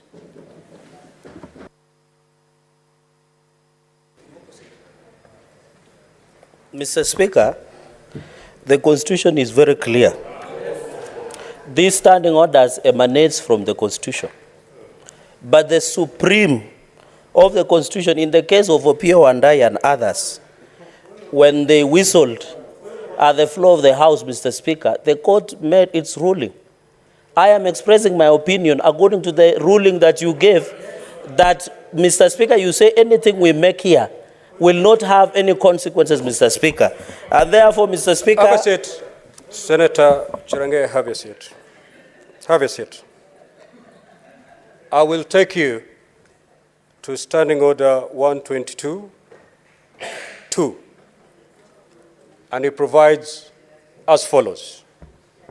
The Speaker may call a senator whose conduct is grossly disorderly to order and shall order the senator to withdraw immediately from the precincts of Parliament on the first occasion for a maximum of 3 sitting days.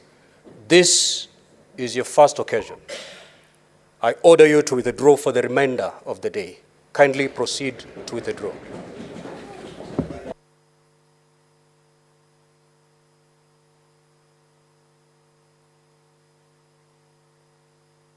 Senator Mwaruma.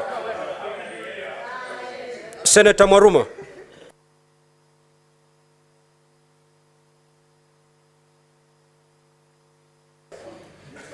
Asante Mheshimiwa Spika kwa hii fursa umenipa ili kuchangia. Mheshimiwa Spika, ningependa kusema kwamba nashukuru kamati kwa ile kazi walifanya na nashukuru bunge hili kunipa fursa kuingia kwa hiyo kamati. Tuliangalia ule mswada wa kumondoa gavana wa Meru kwa kina na kindani sana. Mheshimiwa Spika, watu wameongea wakasema kwamba labda katika ile sheria ya impeachment tuangalie mambo kadha wa kadha. Ya kwanza ni je, gavana anahitajika kufanya kazi kwa muda gani ili kuwa apewe impeachment ama mswada wa kumuondoa uletwe. Ningependa kusema kwamba mambo ya muda hayana shida, kwa sababu hata siku ya kwanza unaweza fanya makosa ya jinai. Kwa hivyo ule muda ambao inahitajika gavana afanye kazi ili mswada wa kumuondoa uletwe haitakani ubadilishwe, kwa sababu hata siku ya kwanza ama ya pili unaweza fanya makosa yanayohitaji uondolewe. La pili, Mheshimiwa Spika, ule muda wa kuangalia ule mswada wa kumuondoa gavana ni mchache mno. Tulifanya kazi usiku na mchana na tunatakana tuangalie ile sheria, kwa sababu mapendekezo mengi ya ripoti za impeachment yanaonyesha kwamba inatakikana muda uongezwe. Kwa hivyo tutaangalia huo mswada, hiyo sheria ya 33 ya County Government Act ili ule muda uongezwe. Ya tatu, Mheshimiwa Spika, kumeingia chachu kule katika Senator Abbas.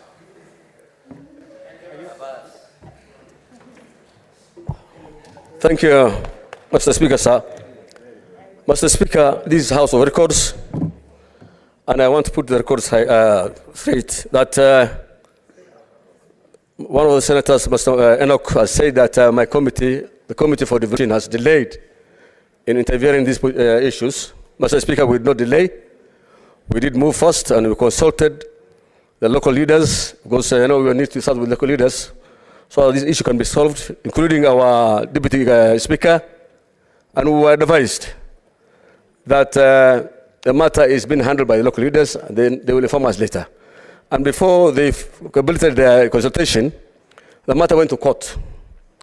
So we could not intervene in a matter that is in court again. And since the court ruled in favor of the governor, we do not take seriously that issue now, because it has been finished by the court. And because of that, the second time the matter delay came again, and it moved very fast, Mr. Speaker, sir. With this, I think, information, I want to make the hazard to be corrected.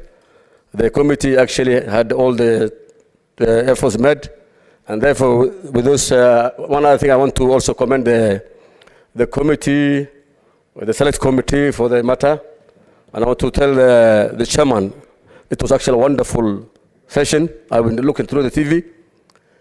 And one other thing is I want to advise the governor. The governor is here with us that as much as you are right, we need you to consult.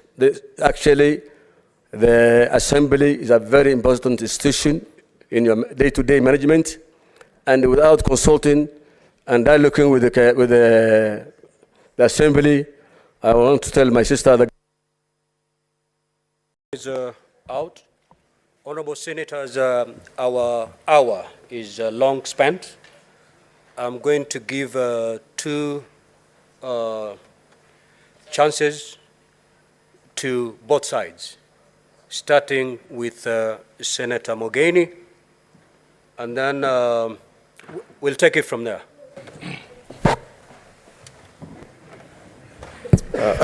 Thank you, Mr. Speaker. I begin, Mr. Speaker, by thanking the chair of the Select Committee, Dr.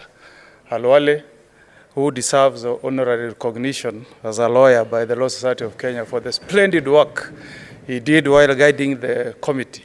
Congratulations, Dr. Halwale, with your 9 members. You have done a good job. And as a House, we fully support the contents of your report. Mr. Speaker, speaking to the MCS of the Great County of Meru, Mr. Speaker, men have various talents. And when women pick their husbands, they look at various talents.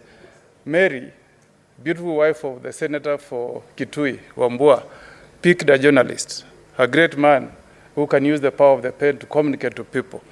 My wife, Jacqueline, opted for a senior counsel, a celebrated lawyer in this republic. The husband of the governor of Meru chose her husband, who was a talent with the guitar. She is celebrated by many women as a man who can campaign for this great governor of Meru to become a governor. I want to urge the men and women who have been lucky to be elected as MCAs of the great county of Meru to embrace the talent of the first gentleman of the county of Meru and allow this beautiful woman who has broken the glass ceiling by being among the few who have managed to convince voters to elect them as governors, to be given an opportunity to serve the people of the great county of Meru. You came to the Senate looking for justice. We have given it to you. Go to the county of Meru and serve the people of the great county of Meru. I thank you, Mr. Speaker. Senator Mariam.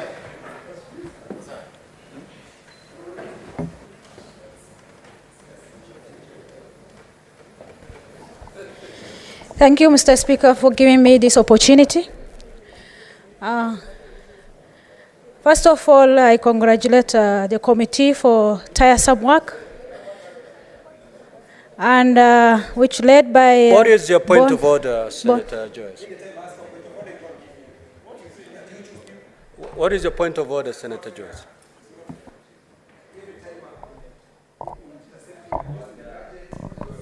Thank you very much, Honorable Speaker. Is it in order for Honorable Kinyua to march to your seat without respecting the seat. Certainly, Senator Kinyua, you're out of order. You can approach the chair, but you know exactly how to approach the chair. You may proceed to take a seat. Proceed, Senator Mariam. Thank you, Mr. Speaker, for giving me this opportunity. I congratulate the committee members led by Dr. Boni Rawale for tiresome work.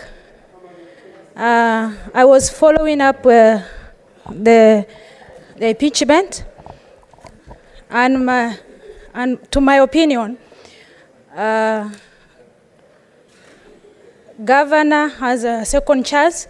She may be improving her communication with their employees, and also relationship. She must have a good relationship with her employees, with the MCS. So, thank you, Mr. Speaker.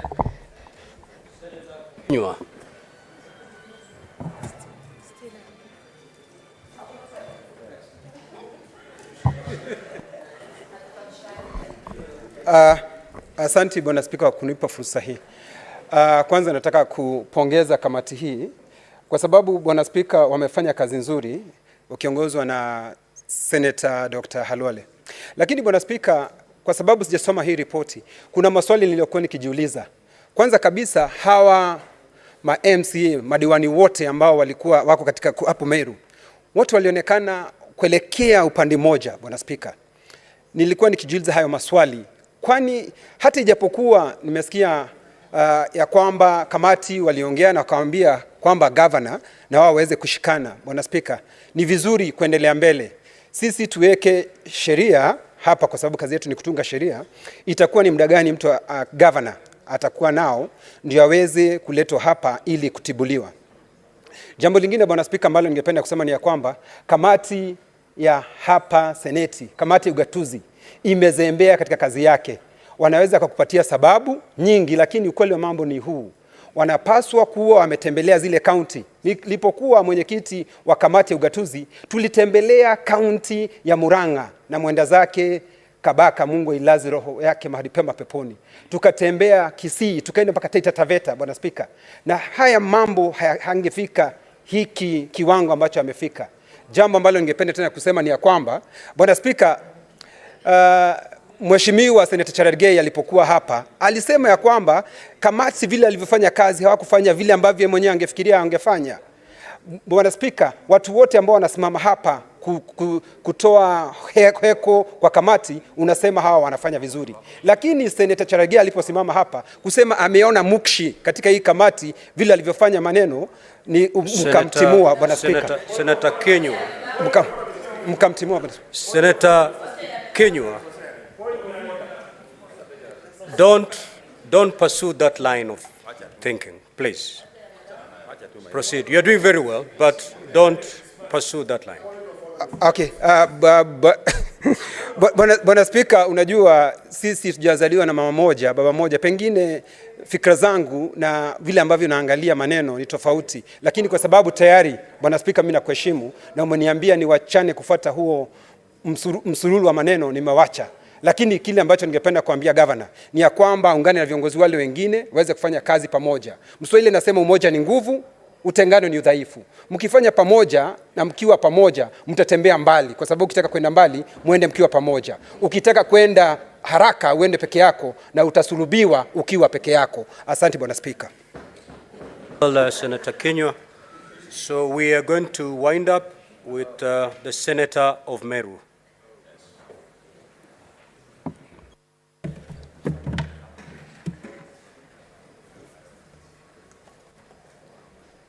Asante sana Bwana Spika kwa fursa hii, na ningesimama hapa niseme nashukuru bunge hili la Seneti sababu ya kutoka kwa likizo yao ndio wakuje hapa hizo wiki mbili kusikiza masuala ya yale ya Meru.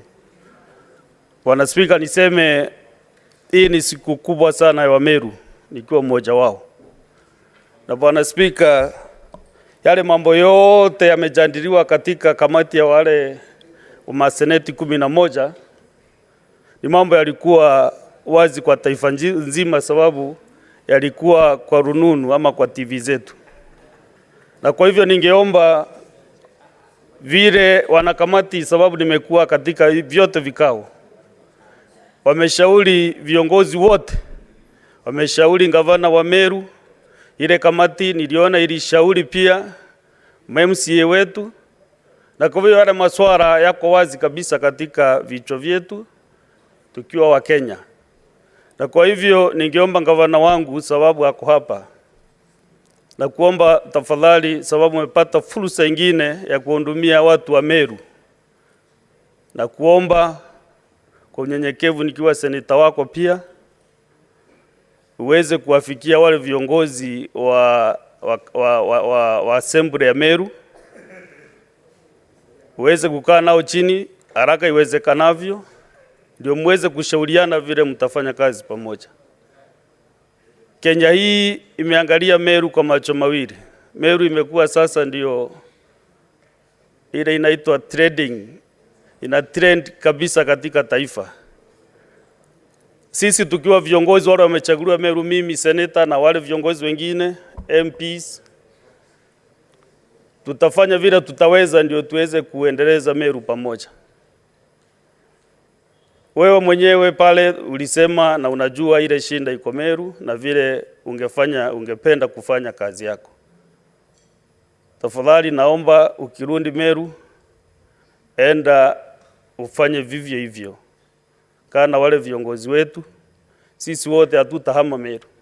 Tumezaliwa pale Meru, tutazikwa tukikufa siku ile tutazikwa. Na kwa hivyo tuungane sote na tufanyie wa Meru kazi. Bwana Spika, hii kamati ya ugatuzi inaongozwa na mwenyekiti Abbas. Ningeomba ipige kambi Meru liweze kusaidia ugatuzi wa Meru.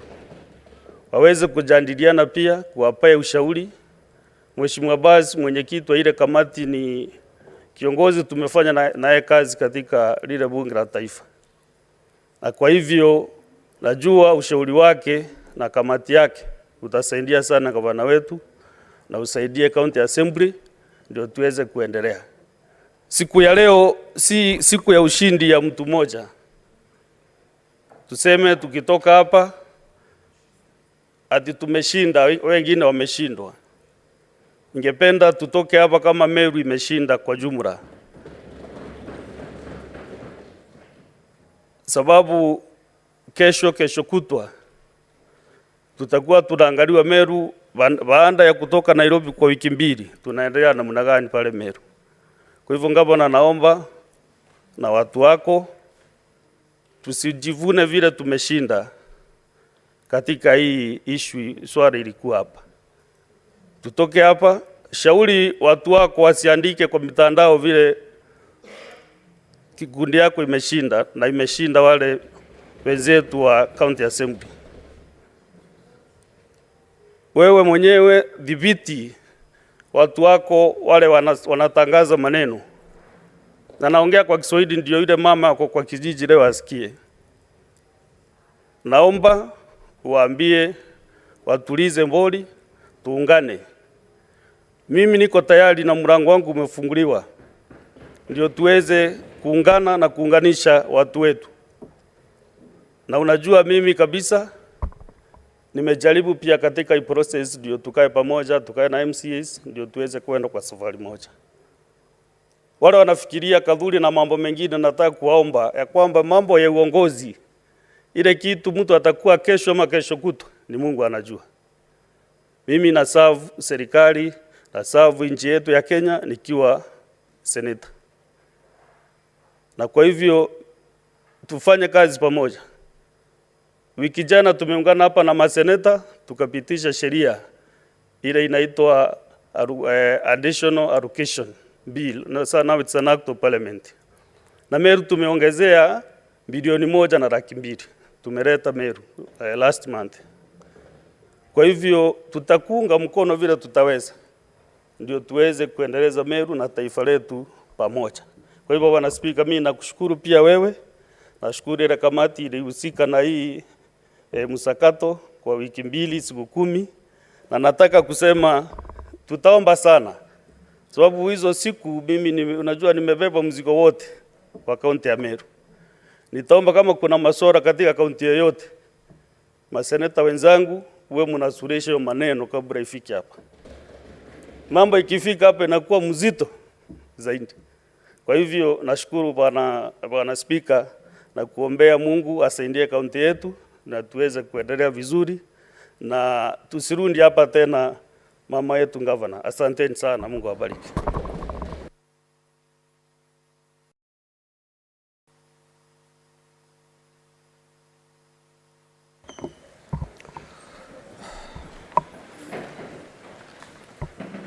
Honorable Senators, there being no other business on the order paper, the Senate stands adjourned until Tuesday, 14th February 2023 at 2:30 p.m. Thank you.